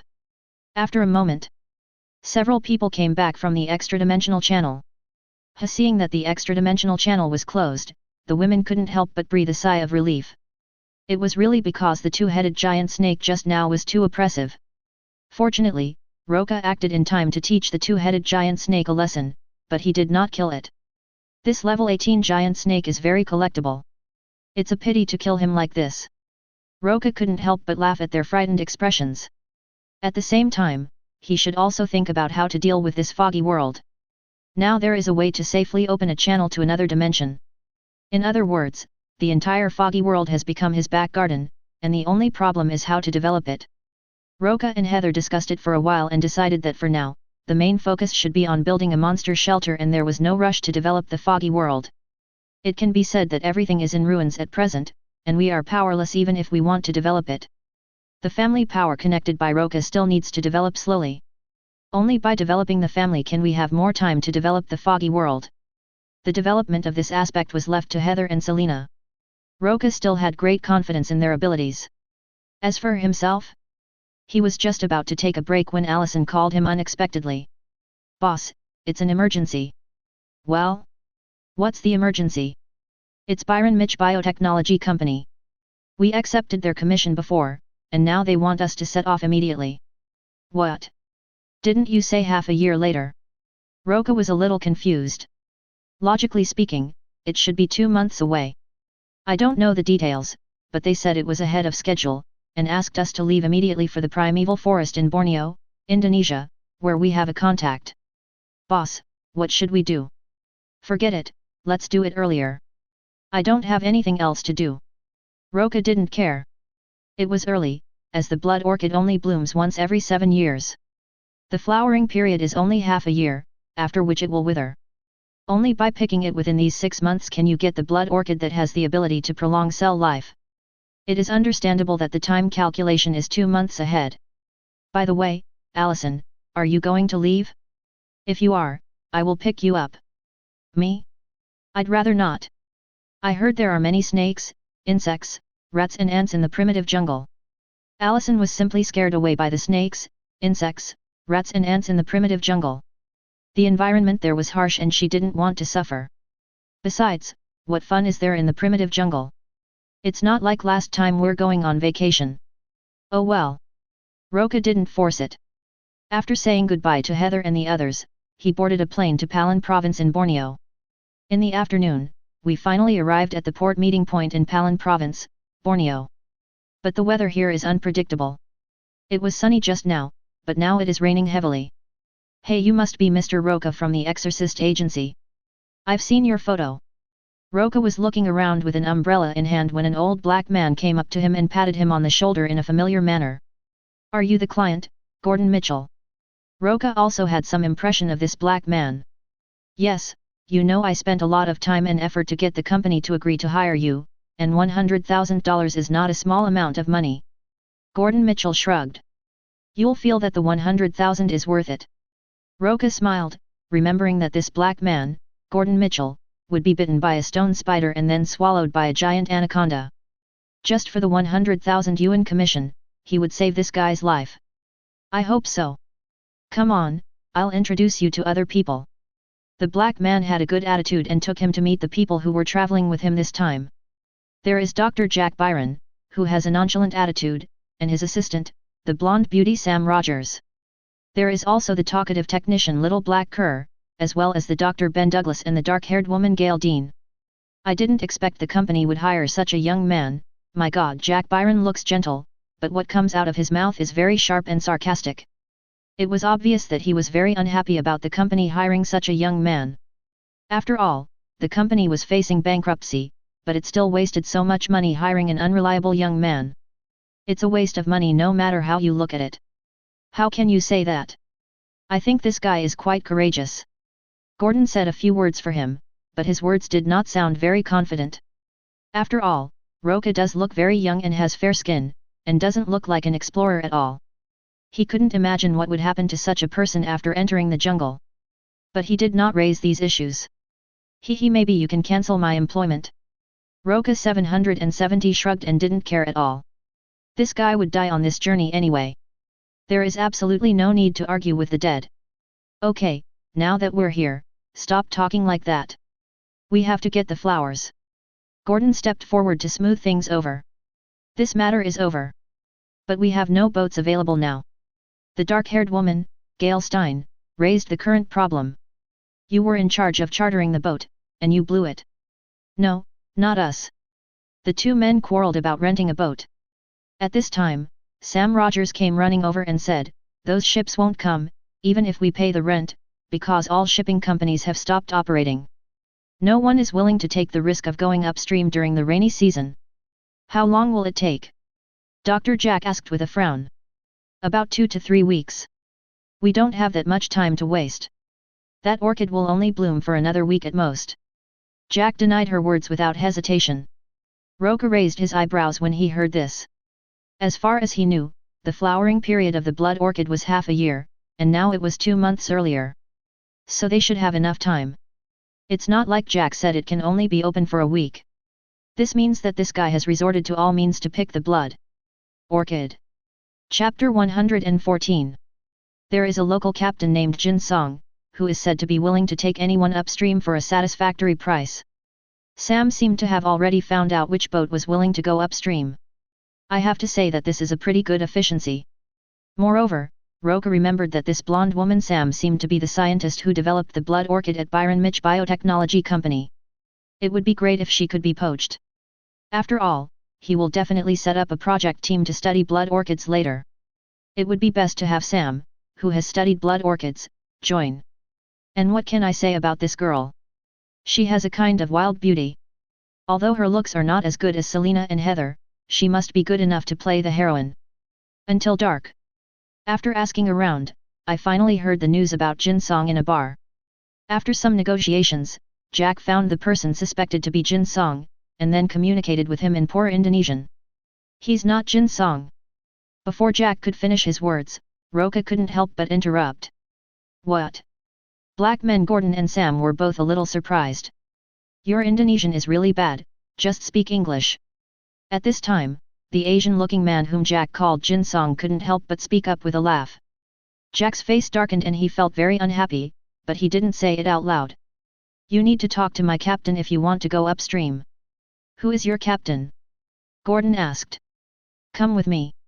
The man didn't say anything and took them to the other side of the bar, where he found a man drinking alone. Jin Song, these tourists need to find a boat, but I told you it's not possible during the rainy season. Are you Jin Song? Gordon looked at the man in front of him wearing a baseball cap and a black t-shirt and asked doubtfully. That's a nickname given by the locals. My name is Johnson, Bill Johnson.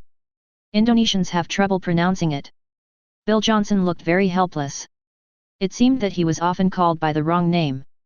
It's the rainy season now. You can rent my boat for $25,000, but if you want me to go with you, you have to increase the price to $50,000. $50,000? Are you drunk? Gary Stain couldn't help but sneer, and then said to everyone, I don't trust him. So do you have any other way to get upstream? Roca couldn't help but sneer, saying that this woman was a typical big-breasted, no-brained woman. Well, not really. Kr. Gail Stain glared at him unhappily. If you had found another boat, you would have been on the river by now. Why would you come to find me?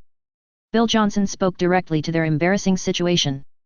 Indeed, if they found other ships, how could they come to find him? My price is $50,000.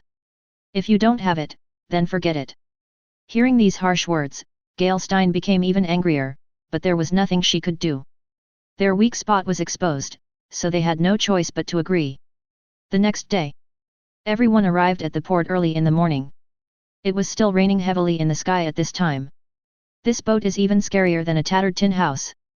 After seeing the broken ship docked at the port, GEER couldn't help but complain again. It may not look good, but it has a lot of history. Bill Johnson didn't care about her opinion. As the captain, no one knew the Bloody Mary better than him. After all, no one would joke about their own life. It's a little small. Roca couldn't help but complain, and even wanted to take out the yacht in his system space, but after thinking about it, he decided not to do it. It's only 2 days anyway. It's a little small. I hope you're used to it. Sam smiled at him and obviously thought he was a fresh graduate. But there is no big problem with this. Then please take good care of me, senior. Roca's mouth corners slightly raised, nothing. Whoa, I will. Sam didn't expect him to say that, so he happily agreed. He's handsome, isn't he? He's like a pretty boy. Geer, who was passing by, sounded a little sarcastic. Indeed, if we just talk about looks, there is no one more handsome than Zero Card here. Bill Johnson may be considered handsome, but years of life on the ship have left his skin rough and dark. Of course, maybe some people like this type. Sam shrugged helplessly when she heard this. It was obvious that she was often looked down upon in the company and had gotten used to it. Roca understood it quite well. Although she was Jack's assistant, all her research results were taken away by Jack. And Jack also has ulterior motives for her. It is natural that others in the company will envy you. How about it? Are you interested in working in our company? Roca took this opportunity to invite him. Kindness. Sam was stunned. She never expected that she would be invited. She was quite happy when she realized what was going on, but she didn't agree immediately. After all, we still don't know which company the other party is from. Can you show your talents? Hey, get on the boat and get ready to set off. Just at this moment, the black man Gordon stood on the boat and waved to several people. All right. Sam, who was about to ask about the situation, could only smile helplessly. I'll tell you about our company when we get on board. Roca didn't care. I'm afraid there isn't much of a chance. Sam didn't want Jack to know that she was considering changing jobs. After all, being Jack's assistant was not an easy job to come by. After a group of 8 people boarded the ship, Captain Bill Johnson immediately sailed away from the port. It's true, although the ship looks a little shabby, it is very powerful and fast. Soon we entered the river. Because it is the rainy season, even fishing boats dare not leave the port too far. So after leaving behind a few fishing boats, no other ships could be seen. Look here, this is where the expedition team discovered orchids, in the Satan Basin. They, no-nos, spent 3 days. Jack took out the map and told Bill Johnson the target location. Roca took a quick glance and memorized the location of the blood orchid. He naturally had no intention of sailing with these people. Wait for an opportunity to leave the team, and then pick all the blood orchids. As for the commission requirement of picking blood orchids, just give them 1½ a flower. There is really nothing that can be learned from this little bit of blood orchid. Remember, we only have 1 week. If you can't deliver us, then the commission will be returned. Black man Gordon said to Bill Johnson bluntly. And you? Jack also added that the target was naturally Roca. Don't worry, you will see the blood orchid. Roca said this to Gordon. Whether Jack could see the blood orchid was none of his business. Chapter 115. Don't worry, I will take you there. Bill Johnson also assured everyone confidently. In fact, he was also a little confused about Roca, who looked like a college student who had just graduated. What was this guy doing here? But he didn't say it out loud. A full day of sailing. Apart from the fact that the sarcastic woman Geer was frightened by the little monkey and screamed, nothing serious happened. Compared with Gordon and others, Roca is a bit out of place. Would you like some? At this time, Sam came over and invited. No. Roca, who was sitting on the side of the boat, smiled and shook his head, then took out a steaming roast chicken from somewhere. Would you like some? Wow, Sam was stunned by his move. Where did this come from? Do you want to know, or do you want to eat? Roca asked with a smile. Of course, eat. Sam knew he wasn't willing to say it, so she had to settle for the next best thing. After all, what they brought on board were only some vegetarian food, which could never compare to this delicious roast chicken. Roca tore off a whole chicken leg and handed it to her. Eat it. Thank you. Wow, this roast chicken tastes even better than the one I had in the hotel. It's incredible, Sam couldn't help but exclaim as soon as he took a bite. This also attracted the attention of others. After all, the Bloody Mary is only this big.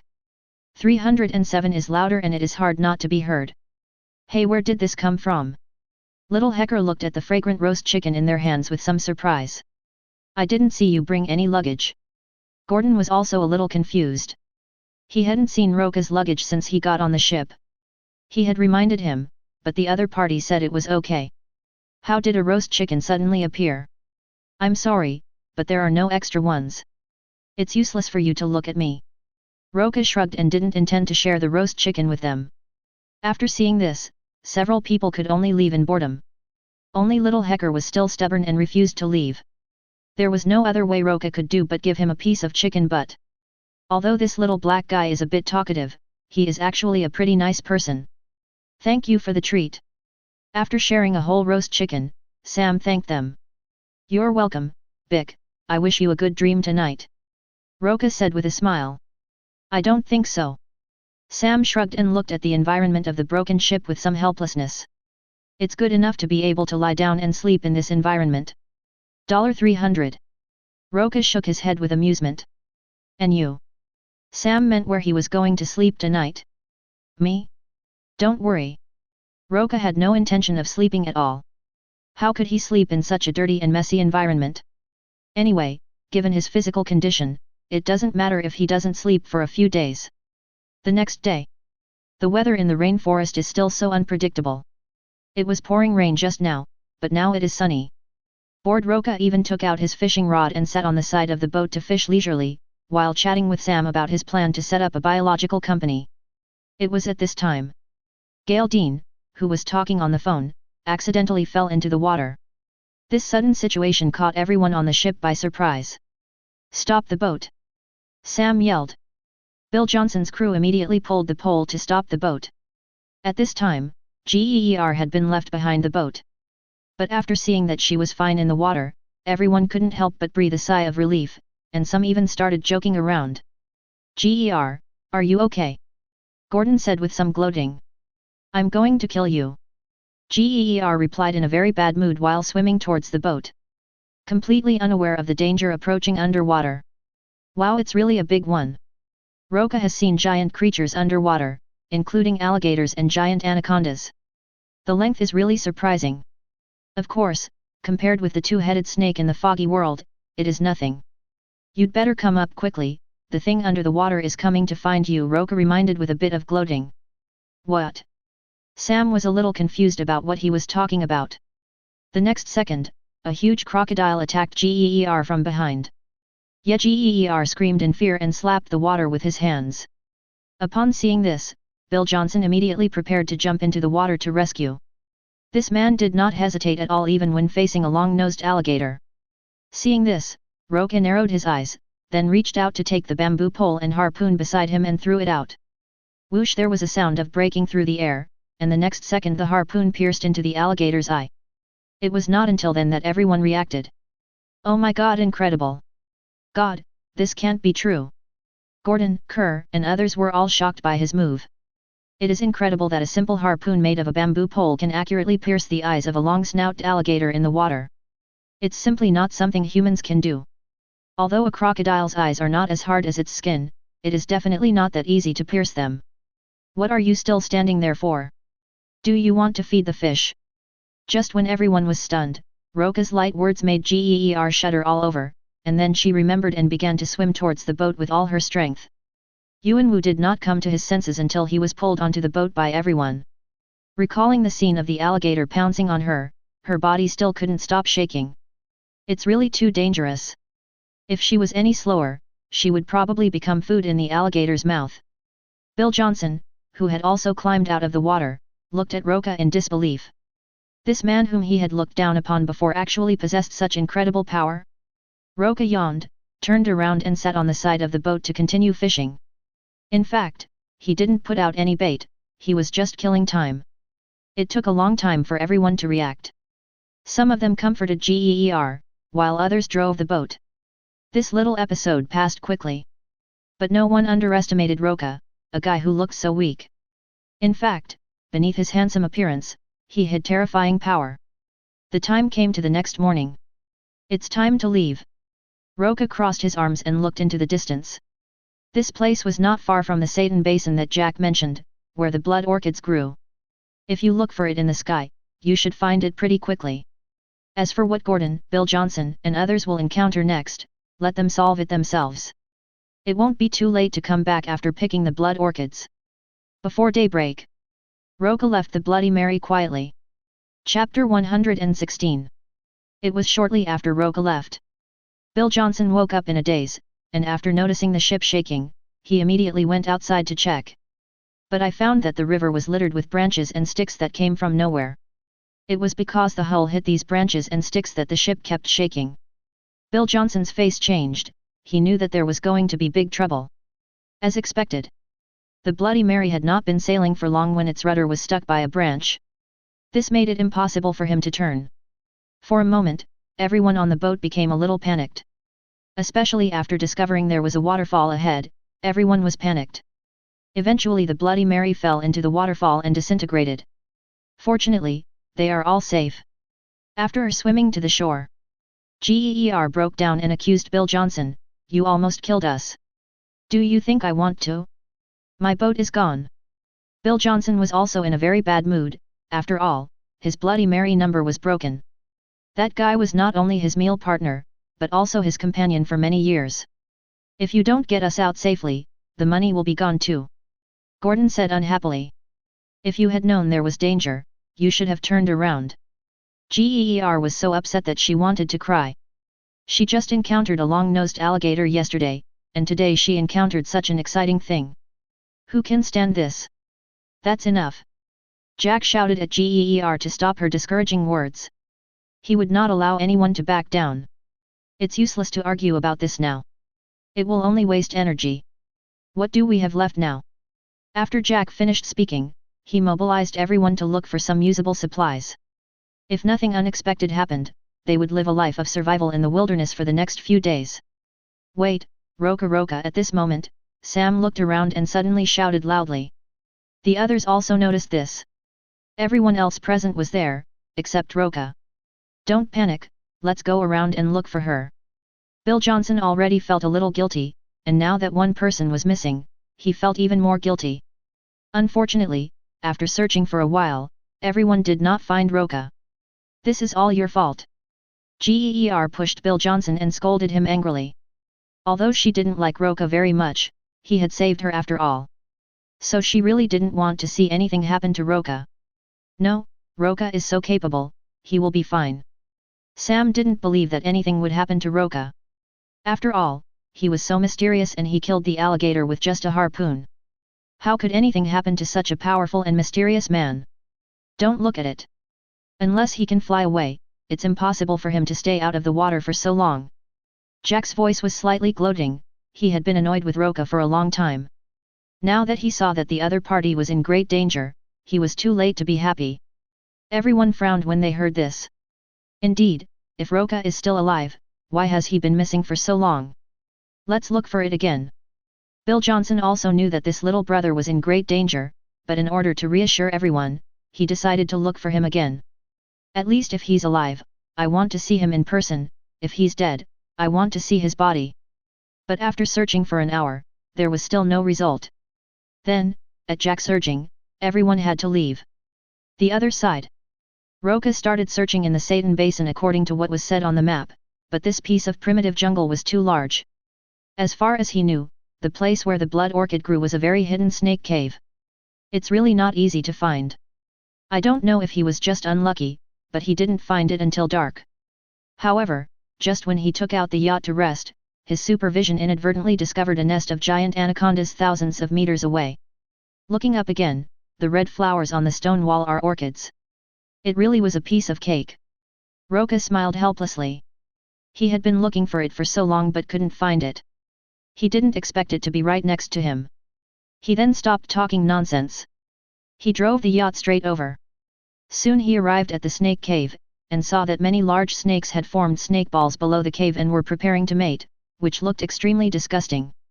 Roca wanted to leave the snakes alone. But he didn't expect to be discovered by a big snake. "All right." Roca shrugged and then gave the snake a big fight. After throwing it down the snake cave, he came to the stone wall and began to step on the orchid. This orchid has a blood red color, so it is called blood orchid. It smells like a light fragrance. After eating these blood orchids, ordinary anacondas will increase their size several times. Grows into a giant man-eating anaconda. It can be seen that this blood orchid does have special effects. Without hesitation, Roca quickly picked the blood orchids and dug out several complete blood orchid roots. He remembered that the blood orchid could be cultivated artificially. But until success comes, it's better to let the blood orchid stay here. It won't be too late to take the remaining orchids after you have successfully cultivated them at home. After picking all the blood orchids, Roca placed a large stone at the entrance of the snake cave.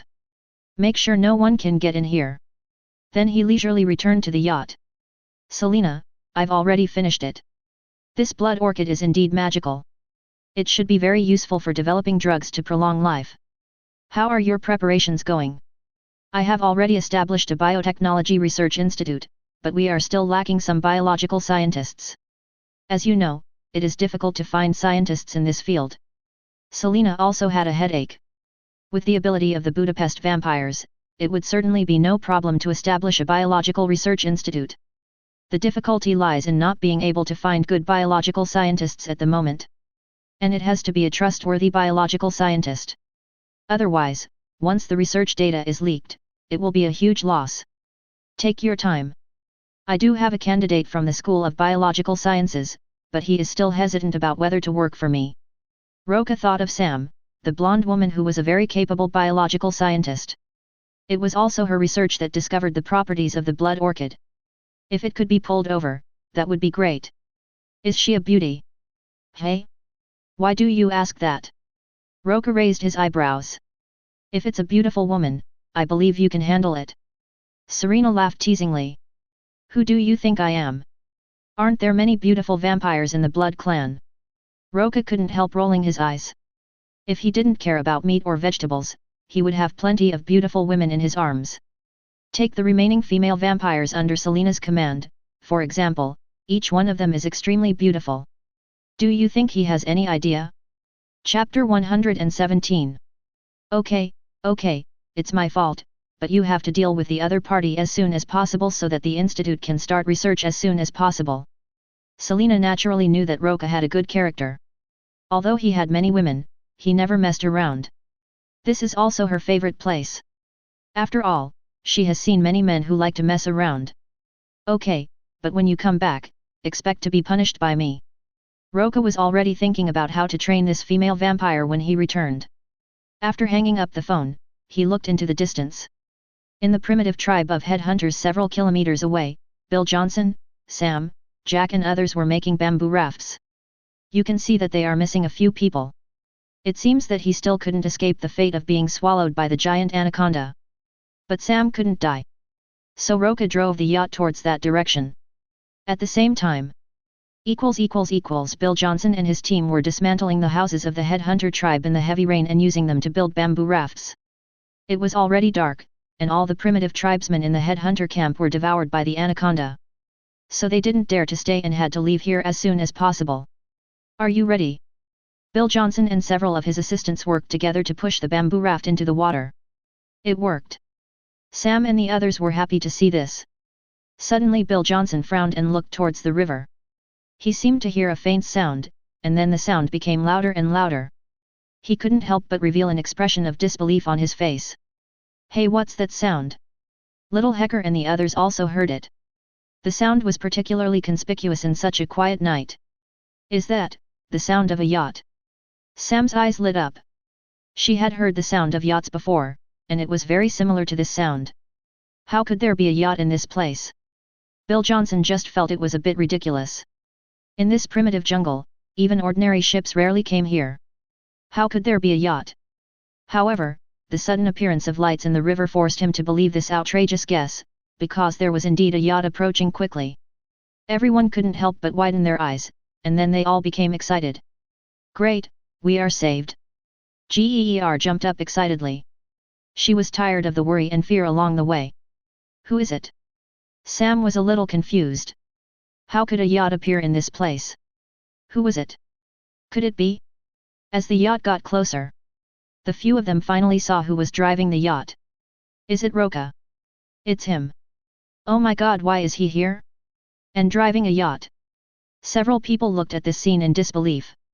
Roca, who they thought was dead, was actually still alive. And he came on a yacht. This is simply unbelievable. Even little Hecker couldn't help but slap himself twice to confirm whether it was a dream or not.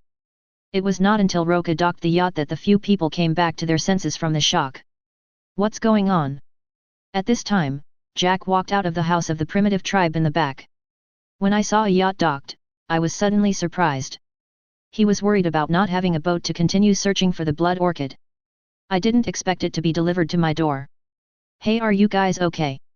After Roca parked the boat, he waved and greeted a few people from a high position. Roca, what's going on? Sam couldn't help but ask excitedly. My friend, this is incredible. Where did you get this yacht? And where did you go before? We looked for you everywhere. Don't talk too much for now, hurry up and get on the boat. We are not far from where the blood orchid grows, and we have to find it as soon as possible. Jack interrupted everyone's questioning. He didn't care where Roca went. Now he just wanted to find the boat as soon as possible. However, just as he was about to board the boat, he was stopped by Roca. Roca smiled and said, "Who asked you to get on board?" "You." Jack looked at him coldly, like a poisonous snake. "Roca." The others were somewhat puzzled by this. "Haha, Bill Johnson, you and Kerr can go to the thatched cottage over there and see Gordon's situation and you will know Q =+% Roca motioned for them to go to the hut. The two were somewhat skeptical after hearing this, but still turned around and walked towards the thatched cottage. It's not far anyway. When Jack heard this, his face became even gloomier. He knew that what he had done to Gordon would definitely be discovered, but in his opinion it was nothing. It was just a bite from the stone spider. The paralysis will be gone in 2 or 3 days. It was at this time. Xiao Hei's exclamation came from the hut. Then the two of them helped Gordon out. Seeing this scene, others also realized that something was wrong. It was at this time. A giant anaconda attacked Bill Johnson and his two companions from the beam of the thatched hut. "Careful!" Sam warned loudly. But it was too late for them to react. At this moment, Roca threw a stone and instantly pierced the giant anaconda's head. The giant anaconda roared loudly and then fell to the ground. This scene shocked everyone again. Bill Johnson reacted and was a little frightened when he saw the giant anaconda lying on the ground. He then supported Gordon and walked over. "What is going on?" Sam, Gale, and others came forward to inquire about the situation. "He got bitten on the leg by a stone spider." Bill Johnson pointed to Gordon's leg, where there was indeed a small bulging wound. "It looks like it was bitten by some insect." "You did it." Little Hecker pointed at Jack and said, "You were with Gordon just now, and you were bitten by a stone spider." Everyone knows that Jack caught a stone spider before, and now Gordon was bitten by the stone spider. Needless to say, everyone knows who did it. "No, I didn't do anything. He was bitten accidentally. It has nothing to do with me." Jack still denied it, since no one saw him do it. As for Gordon, he will be paralyzed for 2 or 3 days. By then he had already obtained the blood orchid. Seeing that he refused to admit it, there was nothing they could do. Seeing this, Roca couldn't help but grin. "Forget it, everyone come up, I'll take you back." Hearing this, Bill Johnson, Sam and others couldn't help but breathe a sigh of relief. At least their lives were saved. Jack was also happy to see this. "Anyway, let's get on the boat first, and then talk about me and the orchid. As long as the money is in place, no one can refuse it." Chapter 118. "Hey, I didn't let you get on the boat." Just as Jack was about to get on the boat, he was stopped by Roca. "What do you mean?" Jack looked very unhappy. "You guys come up first." Roca waved his hand, signaling Johnson and others to come up first. Seeing this, Bill Johnson and his companions did not hesitate and helped the paralyzed Gordon onto the boat. "Wait until everyone except Jack is on board." Roca didn't even look at Jack, turned around and prepared to sail away. "Stop right there!" Jack suddenly yelled madly. Hearing this, everyone turned around and saw that he had a revolver in his hand, with the muzzle pointing at everyone. "What are you up to?" Everyone became a little nervous. No one expected that Jack had a gun in his hand. "You guys forced me to do this. Get down from here." Jack raised the muzzle of his gun and shouted loudly with a ferocious look on his face. The meaning is obvious, they want to rob their ship. As long as he gets the boat, he is confident that he can find the blood orchid even if he is alone. However, Roca was not moved at all, and even had a sarcastic expression on his face. Shoot if you dare. 18. Hearing this, Jack's face became even more ferocious. Do you think I dare not shoot? Roca. Seeing Jack becoming more and more crazy, Bill Johnson and others couldn't help but feel frightened. This is not a joke. In these deep mountains and forests, no police would care even if you were shot. Bang! The next second Jack fired decisively. The sudden gunshot startled several people, and they all looked at Roca. It would be fine if you didn't look at it, but once you do, you'll be shocked. God! Oh my God, what did I see? Is this still a human? Incredible! Roca actually caught the revolver bullet with his fingers and then fired it with his backhand. Whoosh! The bullet bounced back at a faster speed and pierced Jack's right hand holding the gun. Ah! Jack cried out in pain, the gun in his hand fell into the water, and blood flowed into the river. You will suffer the consequences if you do evil. Roca shook his head and turned to sail away. Wait for me, don't leave. Jack collapsed, holding his hands and screaming wildly. The yacht was his last hope. As long as he had the yacht, all his lofty ambitions would be within his reach. Why? Why did these people stop him? For a moment, Jack's heart was filled with endless hatred. He hated people like Roca, who could have made him get what he wanted, but instead shattered his hopes time and time again. However, at this moment, his eyes widened as he looked towards the river.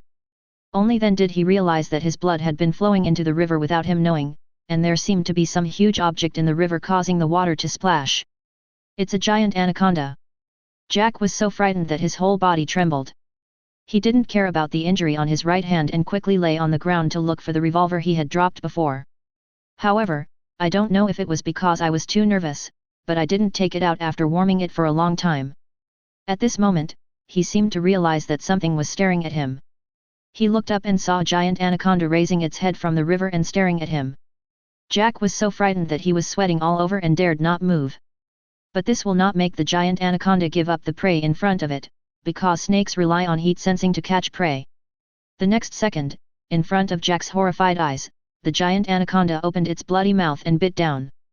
Jack had almost no time to react before his upper body was swallowed up, and the two fangs pierced straight through his spine, leaving him unable to move. In endless pain and terror, he felt his body being swallowed up bit by bit. The giant anaconda, having eaten its fill, found a dark place and coiled up to prepare for digestion. Hey, let's go! Seeing Jack being plunged into the snake's belly, Roca couldn't help but grin, then he increased his speed and drove towards the port. Why didn't he just kill Jack? Because wouldn't it be more satisfying to let him die in the snake's belly? And you don't have to dirty your hands. He had no interest in dealing with this kind of stuff. Thank you, Roca. If it weren't for you. Thanks to you for showing up, otherwise we would have died in the snake's belly. I will never come back again after this trip. On the yacht, everyone expressed their sincere gratitude to Roca again. Roca smiled and waved his hand, it's no big deal. After all, the employer is here. If the employer dies, I won't get the commission. By the way, where did you go after the Bloody Mary crashed? Sam was really curious about this matter. You don't know that we searched by the river for 2 hours. If Jack hadn't urged everyone to leave, we would have continued searching. Little Hecker returned to his talkative nature and kept talking. Ha ha ha, I just left for a while because of some things. Now I'm back. Roca laughed it off and didn't explain anything. Everyone felt helpless when they saw this, but they didn't ask any more questions. It's a pity that I didn't pick the blood orchid this time. The next time may have to wait 7 years. Geer sighed helplessly. It's good enough to be able to save a life. Even if you have money, you have to have a life to spend it. Bill Johnson smiled helplessly. He managed to save his life this time, but his Bloody Mary would remain here at 687 forever. You can't buy the Bloody Mary for $50,000 in hiring money. All in all, he suffered a huge loss this time, and his assistant died in the snake's belly. Who said that no one has picked the blood orchid? Roca chuckled. What? Everyone was shocked to hear this. Before Sam could finish his words, Roca took out a blood-red flower. It's a blood orchid. Excited Sam recognized it at a glance. This was exactly the blood orchid they needed. For you. Roca said as he handed the blood orchid to her. Is this really for me? Sam was a little confused about the situation for a moment, and he just felt an immense surprise in his heart. Mr. Roca, this should belong to the company. Geer also stood up excitedly at this time. She knew that the Roca she had entrusted at a high price was not in vain. As expected, the other party brought him the blood orchid. Roca casually handed the blood orchid in his hand to Sam, then took out 5 more and threw them to Geer. I think I have completed the commission. Roca crossed his arms and smiled. That's all.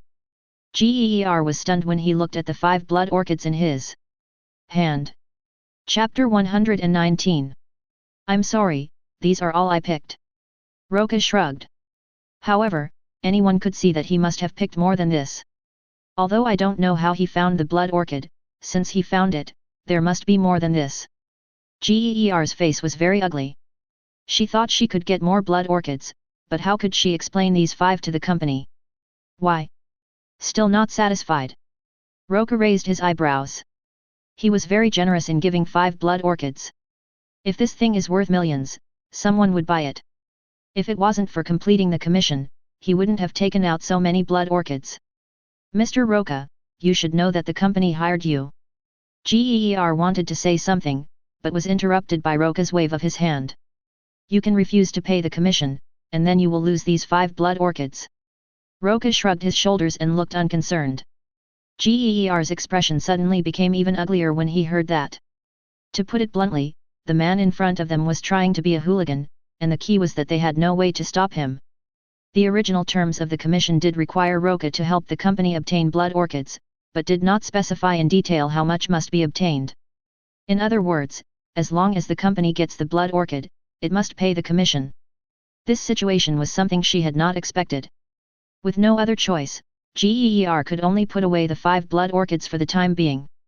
Now that Gordon, the head of the company, is still paralyzed, there is nothing she can do even if she is dissatisfied. After all, they are now on each other's ship. If you make the other party unhappy and throw them overboard, you will regret it later. Just like Jack. It goes without saying that unless Jack is extremely lucky, he will end up becoming food for the giant anaconda. Seeing her put the blood orchid away obediently, Roca couldn't help but grin. By the way, Miss Sam, what do you think about what I told you before? Hearing this question, Sam hesitated. And Geer and Bill Johnson also looked over with puzzled eyes. Is there some kind of deal between these two? Little Hecker was thinking the wrong thing, and immediately started to make fun of him. Hey, I think you can promise that you think Mr. Ka is handsome? You two are a perfect match made in heaven. Sam couldn't help but roll his eyes when he heard this. Just shut up now. She thought about it and then nodded seriously. I agree. After all the blood orchids are in Roca's hands now. If she doesn't agree, her blood orchid research project will be terminated. She might also be fired by the company by then. Besides, Roca saved her many times along the way, which made her grateful. In addition, Roca had previously talked about building a biological research laboratory, and she was very excited about the idea of being in charge. So she had no reason to refuse. Welcome to join us. Roca smiled with satisfaction and shook hands with her. Join what? Geer frowned. Of course I will join Roca's company. I will resign when I return. In the company, Sam had long been fed up with Geer, a guy with sharp words. Now that she has decided to resign, she naturally doesn't have to indulge the other party's bad habits anymore. Geer was immediately furious. As a scientist in the company, she was indeed very jealous of Sam, the newcomer, and excluded her everywhere. She even said to Jack's face that she became Jack's assistant because of her body. Sam never said anything in reply. The sudden rebuttal caught her off guard. She wanted to mock back immediately, but when she thought of Roca still being around, she decisively shut her mouth. There are yachts here. The journey that was supposed to take 2 days was completed in just 1 night. They arrived at the port just after daybreak. Is Gordon okay? Several people carried down the paralyzed and unable to move Lao He. I can't die. Geer didn't care about Gordon's problem at all. She just wanted to go back and report the situation to the company as soon as possible. It's better to send him to the hospital. Bill Johnson shrugged, then I should leave too.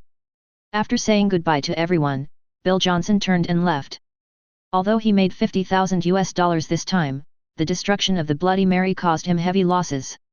I guess I'll have to get a new boat next time I go out on the river.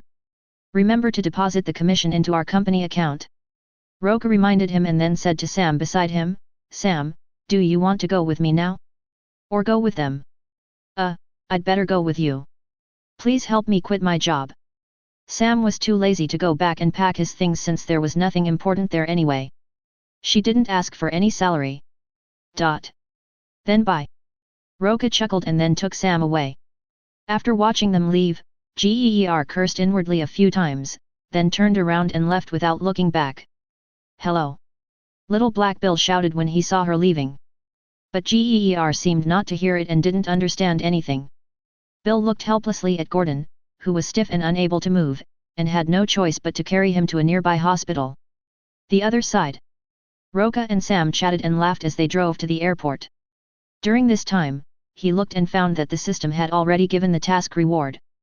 Ding! Congratulations to the host for completing the mission Anaconda, rewards are being distributed. Congratulations to the host for Super Regeneration LV2 LV3 Super Regeneration has been improved, not bad. Roca was quite satisfied with the reward. Evening. Paris Airport, money is good. Selena personally brought people to pick them up at the airport. This must be Miss Sam Rogers. Hello. Sam was a little surprised when she saw that the person who picked her up at the airport was such a stunningly beautiful woman. Not to mention the men, even she felt a little moved. It's so beautiful. Hello, welcome to join us. Serena smiled and shook her hand. My dear, you must be very tired. Please get in the car. I have prepared dinner for you. Really? Miss Selena, you and Roca. Seeing that Selena was so intimate with Roca, Sam was shocked. Didn't I tell you? Selena is my woman. Roca smiled and put his arm around Selena's waist and said uncle. Sam's face was filled with disappointment when he heard this. Chapter 120. Seeing her like this, Selena knew what she was thinking, but she didn't say anything. Let's get in the car first. We can talk about this later. Return to the Vampire's Manor in Budapest. Miss Sam Rogers, take a rest here today. I will take you to the laboratory tomorrow to start work. After the party, Selena took Sam Rogers to the prepared room. Thanks. Sam thanked him. Seeing this, Selena smiled slightly and then turned and left. Sam closed the door and took a deep breath. Everything she encountered today was beyond her expectations. I originally thought that Roca was just a bounty hunter, but I didn't expect that he actually had such a beautiful wife. And there is also a huge family estate. To be honest, this high society banquet really opened her eyes, but also made her feel a little inferior. After all this time, she didn't see herself clearly. She was just a small employee. Without thinking too much, Sam, who was tired after a day's work, took a shower and fell asleep. The other side. After the passion. Roca leaned against the head of the bed and lit a cigarette, with one arm around Selena's fair shoulders, puffing away leisurely. Honey, why didn't you handle that Sam? What do you want to get? I don't like the women in 307 in general. You are enough for me. Perhaps it was because she had eaten too much good food. Although Sam was considered a beauty in the eyes of ordinary people, she was far inferior to Selena and the others. So Roca didn't take the initiative to tease her. Okay, leave it to me. I should be able to give her a makeover. She has a good foundation. Selena said just leave it to her. Roca didn't care about it. By the way, how was the fog incident last time? It always feels like it's not that simple. Roca had not told Selena about this yet, so she was very curious. Haha, this is a secret that could cause a war between countries, so I told them not to tell anyone. Selena became even more curious after hearing this, but she didn't ask. It's a secret after all. Forget it, I'll tell you. Roca didn't hide anything from her. She still needed to deal with the affairs of the Misty World anyway, so he just wanted to let her know earlier. Selena was also somewhat shocked after learning about the Misty World. Even though she had lived for hundreds of years, she had never heard of the existence of another dimensional world. The interests involved are simply too great. No wonder it is said that it will trigger wars among countries. Selena wisely did not continue the topic. After all, the more she knew about the matter, the easier it would be to be exposed. By the way, the vampires and werewolves in Washington seem to be a little restless recently. Perhaps you could go over and take a look. Hey? Why do you bring this up suddenly? Roca was a little surprised. Logically speaking, Selena should handle the issues concerning the vampires and werewolves herself. Is there something that can't be solved? Selena shrugged. The vampires over there are a little different from us. I thought you might be interested. Okay, I'll go check it out when I have time, but let's not talk about this now. Roca said and patted her buttocks as a gesture. Selena couldn't help rolling her eyes, but still cooperated and rode on. The next day, Roca accompanied Selena and Sam to a biological research institute. Because it had just been established, it was still short of staff. But we are already recruiting. I believe you will be able to show your skills soon. Roca smiled at Sam. I hope so. Sam was also looking forward to it. Before this, she was just a college graduate. Although she had some research results, she could only serve as an assistant. Now she can actually lead a research institute, which was simply unimaginable before. But now all of this has become a reality. Beep beep beep. After a few people walked around the institute, Roca apologized and then answered the phone. Boss, there is an urgent commission. Well? What's the urgent request? Roca was a little surprised. The situation is this, the client's name is Wendy, and according to her they are being hunted by the god of death. Hey? Chasing after me? Roca was a little confused after hearing this. What on earth was the death chase? Is there really a god of death in this world? Yes, she said that the god of death had killed 2 of her classmates, and that the god of death would never let them go. After Allison's explanation, Roca finally understood what was going on. Ding! The system has updated the task Final Destination 3. Please help the people targeted by the Grim Reaper escape from being hunted down. It is this. Roca guessed that it was the plot of the movie Final Destination, but this movie seemed a little unsolvable, with no trace of the Grim Reaper chasing him. It kills people by controlling all the coincidences around it. How can we help those who are targeted by the god of death? Okay, I already know the situation, I'll be back now. The client, Wendy, is a student at McKinley High School in New York, so Roca has to get back as soon as possible. After hanging up the phone, Roca said goodbye to Selena and Sam, and then rushed to New York without stopping. 2 hours later. This is it. Roca looked at the surrounding environment and compared the address. This is the neighborhood near McKinley High School, and it's quite busy with people coming and going. Hey, this way. Beep. Suddenly, a car not far away honked its horn and a man leaned out of the car and waved to Roca. Roca recognized at a glance that it was the client Wendy, exactly the same as she was in the movie he remembered. She just looked a little haggard, probably because she had been sad for a long time because of her classmate's death. However, it would have been better if he hadn't seen it, because after seeing it, Roca couldn't help but frown. Behind Wendy's car, a truck loaded with steel plates was speeding towards them. Perhaps it was because the steel plate was tilted that it bulged out a little. Did the Grim Reaper target her so quickly? Without thinking too much, Roca disappeared from the spot in an instant. Wendy only felt a flash before her eyes, and then her head was pressed into the car. Then a truck whizzed past, almost hitting her car by just a dozen centimeters. This frightened her so much that she almost lost her soul, if she hadn't retracted her head just now. That's the end. Wendy felt a little chilly just thinking about it. Hey, are you okay? The sudden sound startled Wendy. She stared at Roca in the passenger seat with wide eyes. When did you come up here? Just when you were stunned. Roca shrugged. Chapter 121. Wendy let out a breath to calm her pounding heart, thinking that she was just frightened and that was why she didn't notice Roca getting into the car. Are you Roca, the head of the exorcism agency? Do you know me? Roca was a little puzzled as to why Wendy recognized him as soon as he arrived. Ms. Allison has sent me your photo. Wendy said as she opened her phone and pulled out a photo. Sure enough, that was the photo Allison had secretly taken of him. Well, Miss Wendy, you can tell us everything now. Can you really help me? Wendy was a little excited. Of course, haven't you seen it just now? Roca shrugged and smiled. Wendy looked dazed. She did feel something was wrong just now. If she hadn't retracted her head, she would probably have died. Does that mean she has been hunted down by the Grim Reaper once? But this is not right. In her understanding, the Grim Reaper should kill people in order, and the next person to die should be Frank Cheeks. So she told him the whole story in her own speculations. The situation was pretty much as Roca remembered. On the day of McKinley High School's 2005 graduation party, all the students went to the amusement park. Then, while riding the roller coaster, a scene suddenly flashed through her mind. The roller coaster will leak oil, and then everyone will die in the roller coaster crash. When she woke up, she left the roller coaster with a big noise.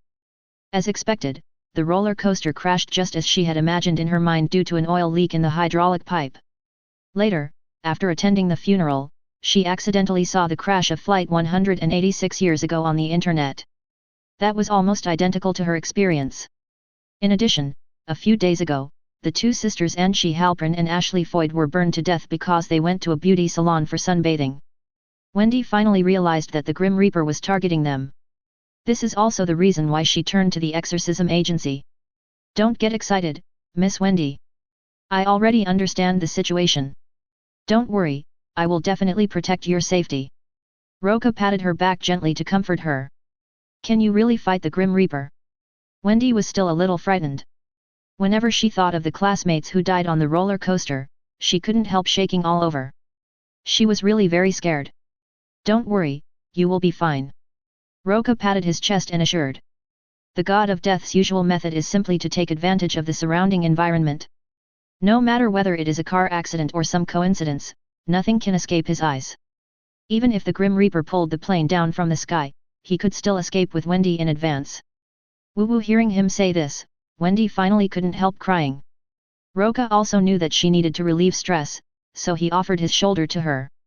It must be said that Wendy is the most beautiful protagonist in the Final Destination series, and her appearance is not inferior to Gandina and Jessie. Although not as good as Allison and Selena, it's still pretty good. However, it was at this moment. Suddenly, a horn sounded behind me. Wendy subconsciously raised her head and looked back, only to see a large truck rushing down the high slope uncontrollably, with no intention of slowing down at all. And the target is exactly where they are.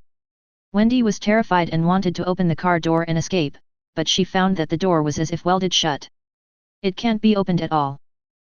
Wendy couldn't help but scream out of fear. Calm down. Roca grabbed her hand and tried to turn the door handle. However, just like Wendy's, the car door seemed to be welded shut and could not be opened at all. Tighten it forcefully.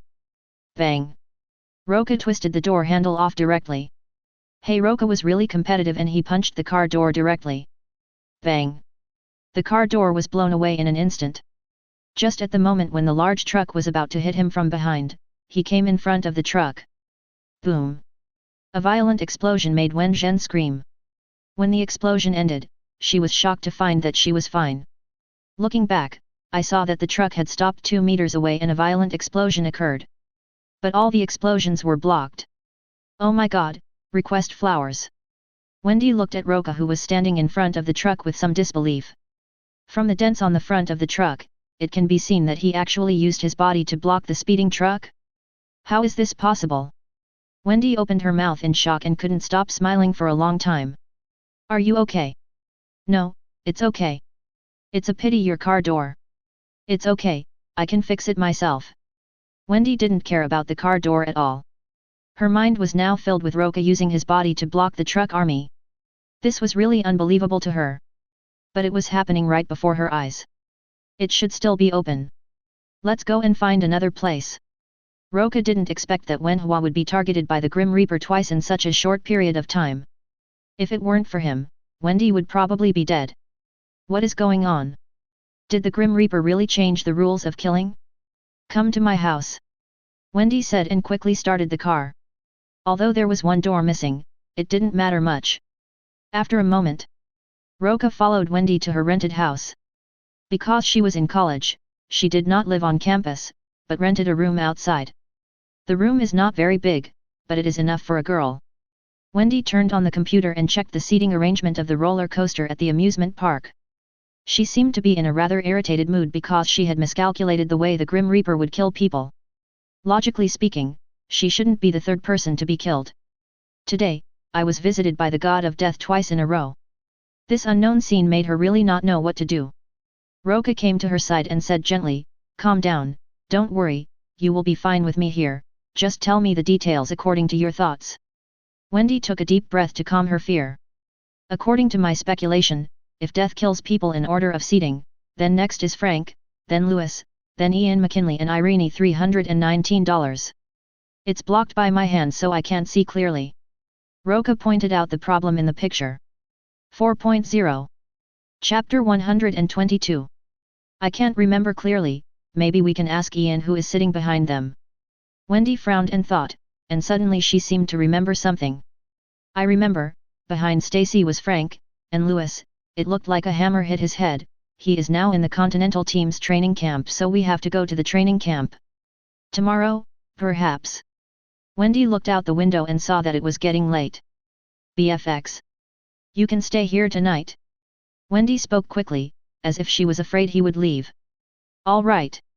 Roca nodded happily in agreement, and he also had to stay. Otherwise, if the Grim Reaper suddenly attacked Wendy at night, he would not be able to rescue her in time. But this rental house only has one room. 043 looks like he'll have to sleep on the sofa tonight. Wendy seemed to notice this and felt a little embarrassed. After all, it was too harsh to ask someone to sleep on the sofa to protect herself. Fortunately, Roca didn't care too much. What exactly is the Grim Reaper? Wendy didn't dwell on this matter any further. She kept flipping through the photos taken on the day of the graduation party and sighed, feeling confused about her future. She didn't know why the god of death targeted her. She wasn't someone who was unforgivable and needed to be punished by God, so why did the god of death keep chasing her? You said you were on a roller coaster and suddenly saw the image of the roller coaster crashing. That's equivalent to foreseeing the future.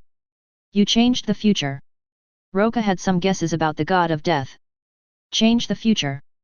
Wendy looked up at him in confusion. That's right.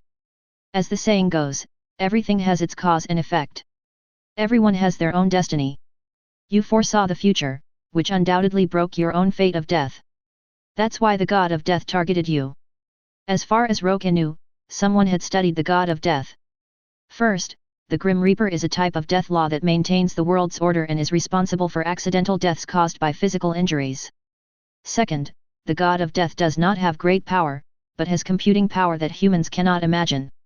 Third, the god of death has no emotions, but has consciousness. Fourth, the coroner is not the god of death, but a human being who has gained balance from the world. Fifth, the survivors are the ones who have the opportunity to get balance from the world, and the protagonist has the highest probability of getting balance. Simply put, in the trajectory of fate, Wendy and his classmates are doomed to die. But because of her foresight, she and some of her classmates did not die. That's why the Grim Reaper will continue to chase them until they are killed. Then what should I do? Wendy's face was filled with fear after hearing this. Doesn't that mean that the god of death will hunt her down for the rest of her life? She felt a little terrified just thinking about it. Rather than living in fear all her life, she might as well just die early. Don't worry, the god of death is not without trace. We should be able to find a way to deal with it. Having said that, Roca actually didn't quite know how to help her escape from the pursuit of the god of death. It would be much easier to deal with a giant beast or an evil spirit. But for a moment he didn't know how to deal with this illusory god of death. The next day, Roca was awakened by Allison's call and was immediately asked if he had met his client Wendy. It took a long time before he hung up the phone. I yawned and was about to go to the bathroom to wash up. But I found that the bedroom door was opened. Then Wendy, wearing only a t-shirt and shorts, stumbled out of the bedroom and went to the bathroom. It was as if he hadn't noticed Roca the whole time. Purple? That's pretty sexy. Roca shrugged helplessly. It seemed that this girl was not used to having someone else at home. Besides, she didn't seem to have a boyfriend yet, right? I remember that Wendy's boyfriend in the movie was called Jason Voorhees, but he died on the roller coaster. And from last night's conversation he discovered that Wendy didn't have a boyfriend. This may also be some changes that have taken place in reality. After all, in the movie, Wendy later found Kevin Fisher and discussed with him how to deal with the Grim Reaper. But now Wendy found him. When Wendy came out of the bathroom, she found Roca sitting on the sofa and looking at her, and she woke up in an instant. Bayokan, I'm still not used to having people at home. I'll go get dressed first. After saying that, Wendy hurried into the room. Roca was somewhat amused and confused. After thinking for a while, he went to the kitchen and simply cooked 2 bowls of pasta. Soon the fragrant aroma spread into the bedroom. Wendy, who was feeling embarrassed about what had just happened, became curious when she smelled the fragrance. Then she finally couldn't help it and opened the door and walked out. "Whoa, what are you doing?" Roca turned around and smiled. "It's pasta, maybe you'll like it." Wendy doesn't remember pasta being cooked this way. The pasta made by Roca is naturally different from the one in the noodle shop. Simply put, it is the same as the Western-style pasta and Chinese-style scallion noodles. It looks a bit out of place. But it actually tastes pretty good. Give. After waiting for the noodles to be cooked, Roca specially added a bowl for Wendy. "Thanks." Wendy thanked him and took the noodles. She looked at the bowl of noodles with some surprise and immediately tried it. "You're right. Just one bite of Wendy's and I was conquered by the taste." After eating a big bowl of noodles, Wendy thanked him again. "Thank you, I have never eaten this kind of pasta before, it tastes very good. As long as you like it." Roca chuckled and didn't care at all, just considering it as a reward for the welfare benefits given out today. After finishing breakfast, Wendy's mood became visibly tense. "Let's go. According to your guess yesterday, the Grim Reaper should be targeting Louis next." "Well, 1.0 we will go to their training camp now." The two agreed and set off for the training camp near the amusement park. "Drive my car." Just as Wendy was about to get the car, Kara stopped her. Wendy's car lost its passenger door due to the accident yesterday. So he specially asked Allison to drive out in his Porsche 986. After all, the distance is not very fast. Originally, Allison wanted to stay, but Roca refused because it was dangerous. Before he found a way to deal with the god of death, he didn't dare let Allison and the others take risks. This way. Roca pulled Wendy to where Allison parked her car, not far from them. "I saw a handsome yellow convertible Porsche parked on the side of the road." Chapter 123. "Hey, is this yours?" Wendy was a little surprised to see such a handsome car. "Biubiu, of course, get in the car." Roca shook the car keys in his hand, then opened the door and got in. "This car is so cool." Wendy couldn't help but feel a little surprised after getting in the car. Although it was not the first time she saw such a luxury car in New York, it was definitely the first time she rode in it. "Let's go." Roca stepped on the floor and rushed out.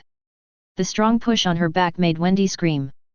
This seemed to release the fear accumulated in her heart, and her mood improved a lot for a while. The Porsche turned into a yellow flash and kept shuttling through the city. A moment later they arrived at the training camp near the amusement park. Due to a serious accident in the amusement park, it was temporarily suspended. However, you can still see the huge Ferris wheel and roller coaster track from the outside. "Stop looking, let's go in." Seeing Wendy staring at the roller coaster, Roca immediately interrupted her, took her hand and walked into the training camp. So-called training camps are actually similar to gyms. A group of students are lifting weights enthusiastically. 18 Louis. They soon found Luis Romero, a black man. "Hey Wendy, no wonder you don't accept Jason, it turns out you found a boyfriend outside." Seeing Wendy and the handsome man next to her, Luis couldn't help but smile and tease.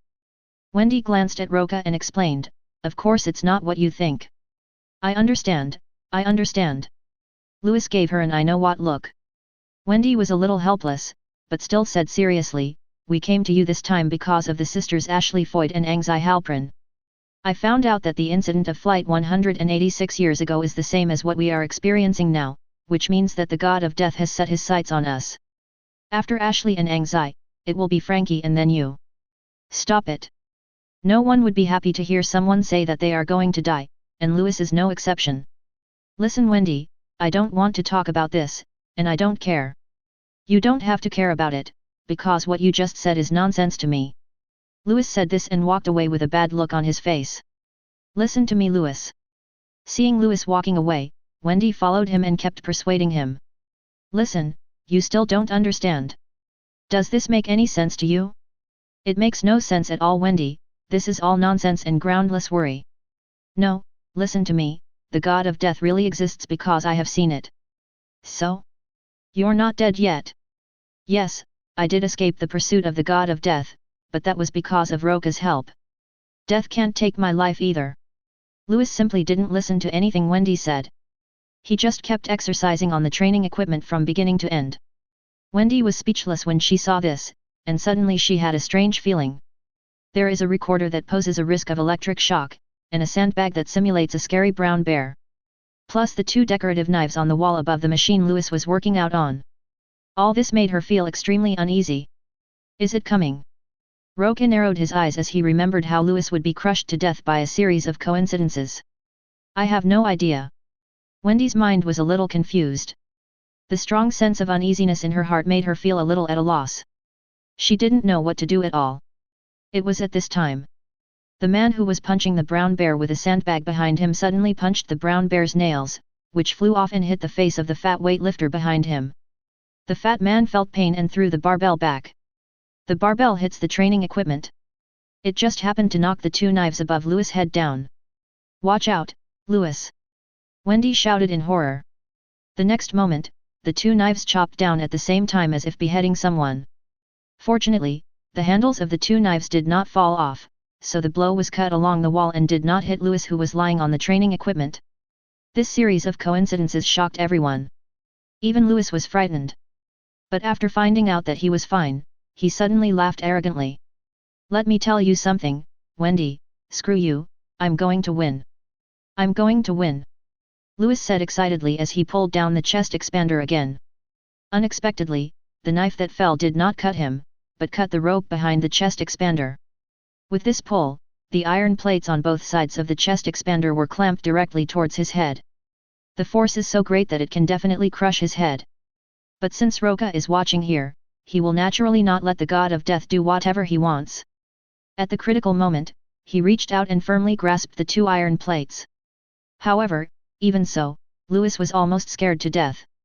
After all, the sound of wind in his ears just now was not fake. If these 2 pieces of iron really come over, my head will probably explode. What are you still standing there for? Come down quickly. Seeing him standing there in a daze, Roca couldn't help but curse. Lewis finally reacted and quickly got off the chest expander. 297 Roca pine iron plate. Snap! The 2 iron plates suddenly clamped together with a loud noise. No one doubted that it could crush a person's head in an instant. Lewis was panting with lingering fear and forced a smile. See, I told you I would win, and even death can't take me away. Hearing this, Wendy rolled her eyes and said, you were able to escape because of Roca. Otherwise, do you think you can still be so stubborn here? And do you think you'll be alright after escaping a disaster? You mean I'm going to have an accident? Lewis felt a little scared after hearing this. It was the pursuit of the god of death, not an accident. Wendy corrected. Then what should I do? Lewis asked hurriedly. He had just been dismissive of the god of death, but after experiencing this incident, he decisively gave in. Maybe you should pay me a higher fee. Roca shrugged and smiled. He had no obligation to protect anyone else, his only commission was to protect Wendy. The same is probably true for system tasks. Let's talk about it somewhere else. Seeing that everyone in the gym was looking over because of the accident just now, Wendy quickly pulled the 2 of them away. After a while, the 3 of them came to a convenience store nearby. Chapter 124. Listen, Wendy, I believed everything you just said, so what now? Having just had a brush with death, Lewis seemed particularly excited. After all, no one would remain calm if they knew that they were being chased by the god of death. So we must find a way to deal with the god of death, otherwise our final outcome will remain the same as before. Wendy understood that she had to find a way to completely solve the problem of death, otherwise all her efforts would be in vain. This damn shitty Grim Reaper, how are we supposed to deal with it? Lewis kept cursing. Wendy frowned. We haven't found a way to deal with the Grim Reaper yet. Why? Lewis was a little confused. After talking for so long, there was no solution? When will the Grim Reaper strike next time? Lewis thought that since he didn't know how to deal with the Grim Reaper, he had to at least know when the Grim Reaper would strike next time so that he could be mentally prepared. However, Wendy shook her head again. I'm sorry, I don't know about this either. The Grim Reaper attacked me twice before, so it could be soon, or it could be a few days later. There is no regular pattern in the timing of the Grim Reaper's killings. It is possible to escape this time, but it may take several days before that. It is also possible that they will attack again immediately. Lewis was in a terrible mood after hearing this, which meant that he might be attacked by the god of death a second time at any time. This fear of the unknown really made him a little crazy. Perhaps you can stay in a room without any threatening props, and wait until we find a way to deal with the Grim Reaper, and then we can help you. Roca gave him a suggestion. I remember that the heroine in the first film used this method to hide safely in a mental hospital for a year. So this method is still feasible. As long as there is nothing useful around, the Grim Reaper cannot kill anyone. FK it, damn it, come on, I'm not afraid at all. Fear made Louis extremely angry, and his courage also increased a lot. He just didn't believe that the god of death was really that powerful. Hey, where are you going? Wendy couldn't help but shout when she saw him turn around and wait. Of course I will do what I have to do. I will never bow to death. Louis said without looking back and went back to the gym. *****. Wendy felt a little regretful when she saw this.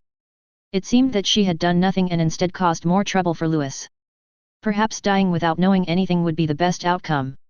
It's better than knowing that you will die and living in fear all the time. Don't think too much. I can't protect everyone, but it's more than enough to protect you alone. Roca patted her shoulder and comforted her softly. Wendy collapsed and threw herself into his arms and started crying. It took a while for Wendy to calm down and wipe away her tears. Feel sorry. Seeing Roca's clothes wet with her tears, Wendy suddenly felt a little embarrassed. It doesn't matter. Roca smiled and shook his head. It was actually the first time I cried in a man's arms. Oh, then I am honored. Thank you, I feel safe having you around. Wendy thanked him sincerely. I generally don't like verbal thanks. Roca crossed his arms and smiled, winking. Wendy laughed at his expression. However, it was at this moment. There was a sudden noise in the gym of the training camp. The smile on Wendy's face disappeared instantly. It's too low. Go and have a look.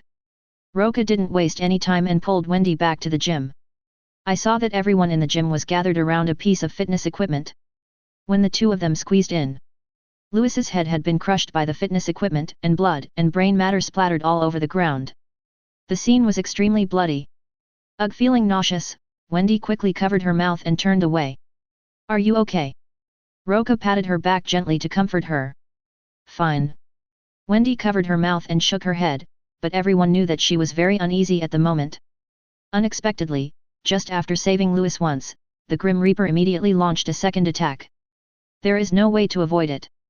There is no way to avoid it at all. Soon the police came to check out the situation. After briefly recording the statement, Roca and Wendy left. In fact, neither of them was present at the incident, so there was nothing to be suspicious about. This incident was purely a coincidence. The police eventually ruled it an accidental death. Inside the car. Next in line should be the two people in the back seat of Louis, Ian McGinley and Aaron Uma, who should be busy in the studio right now. Good. Without saying a word, Roca drove in the direction Wendy pointed. Until the evening. The two then found where Ian and Irene worked. From outside the barbed wire gate, they happened to see Irene working. Aaron. Wendy patted the barbed wire. Wow, damn it. Irene was startled, but she was relieved when she saw it was warm oil. You almost f-king scared me to death. Irene, who came over, cursed immediately. Listen to what I have to say first. Come in and talk. Irene opened the gate and let the two in. Wendy couldn't wait to tell the whole story. What? Louis died? Died today? Yes, we have saved Louis once, but we didn't expect that he would be attacked by the god of death again just after we separated. Wendy felt somewhat helpless after she finished speaking. Unless they stay together all the time, there is no way to predict when the Grim Reaper will attack, let alone rescue them in time. Oh, that's a shame. Irene didn't expect that Louis, Wang Dezeo, was actually dead, which surprised her very much. But I didn't take it seriously and just regarded it as an accident. After all, there are always people dying in accidents in this world. Seeing that she didn't take it seriously, Wendy quickly took out the photo and told her reasoning. You mean, I'm going to be nailed to death? Ian is going to die too. Irene looked at the two of them helplessly. Honestly, you're so handsome. Thanks. Faced with Irene's sudden praise, Ika couldn't help but twitch her lips slightly. I have to say this woman really has a big heart. You are very lucky, I hope you can be together well. Irene turned her head and looked at Wendy on the left. Sorry, we are not, time. Okay, I get it. I've asked Ian to come over. Just tell him if you have anything to say. Irene interrupted Wendy. Chapter 125. However, at this moment, the lights in the entire factory suddenly flickered inexplicably. Wendy also seemed to notice something and looked around anxiously. Do your lights flicker often?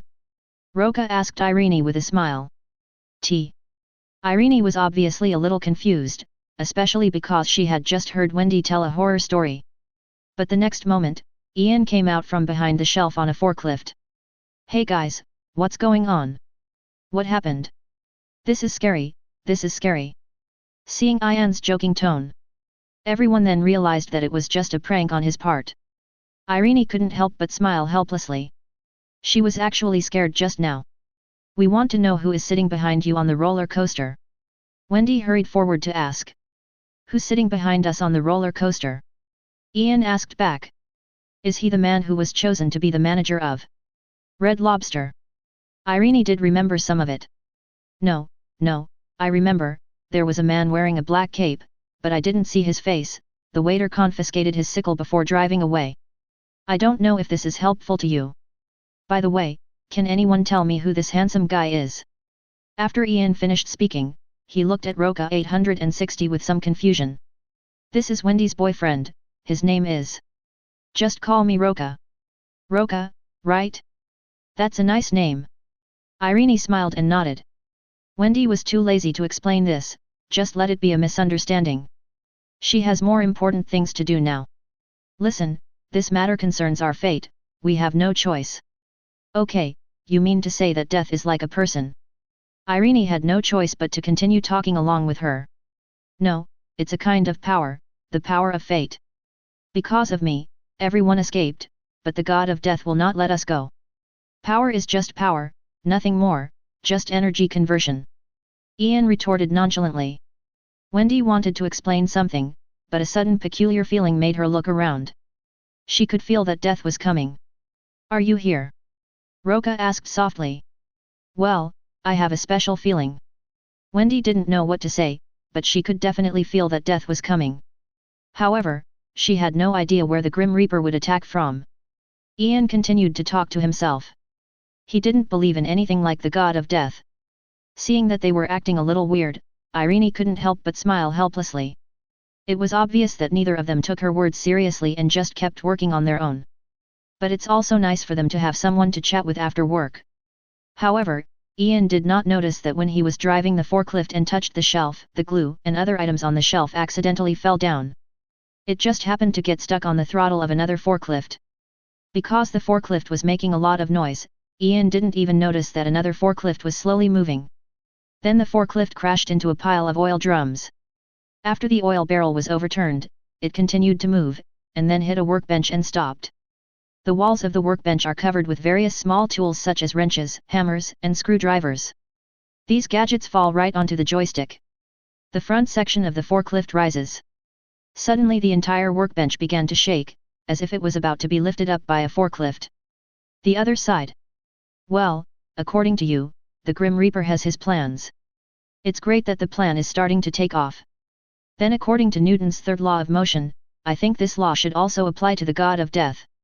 Since he is in our world, Newton said that for every action, there is a reaction force.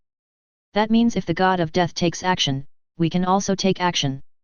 Wendy couldn't help herself after listening to Ian's long and rambling speech. What do you want to say? I mean, what if the last person on the death list makes a very utilitarian choice, like committing suicide? What would happen? Ian asked this question with a smile. Wendy had never expected that he would have such an idea. This idea is indeed very different. But what's the use of this? Didn't he die in the end? Oh, that would definitely ruin the Grim Reaper's plan.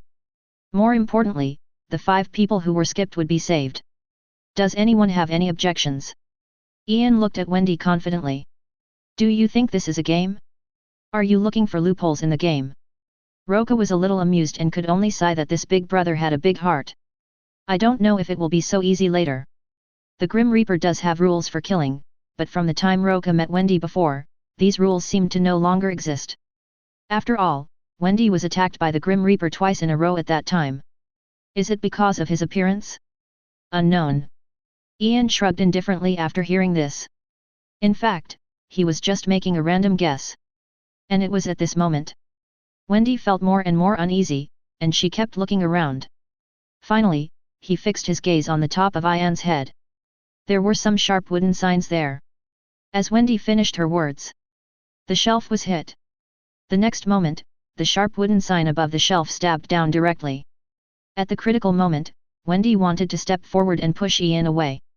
But I didn't expect Roca to be faster. He directly pulled the two of them out from under the shelf. But that's not all. Items on the shelves continued to fall. Some iron beads rolled down to Irene's feet at some point. Irene, who was constantly retreating, stepped on these iron beads, and then her feet slipped and she fell backwards. And the nail gun that Ian had been holding just now was placed right under the shelf where Irene had fallen. If nothing unexpected happens, Irene will activate the nail gun when she falls.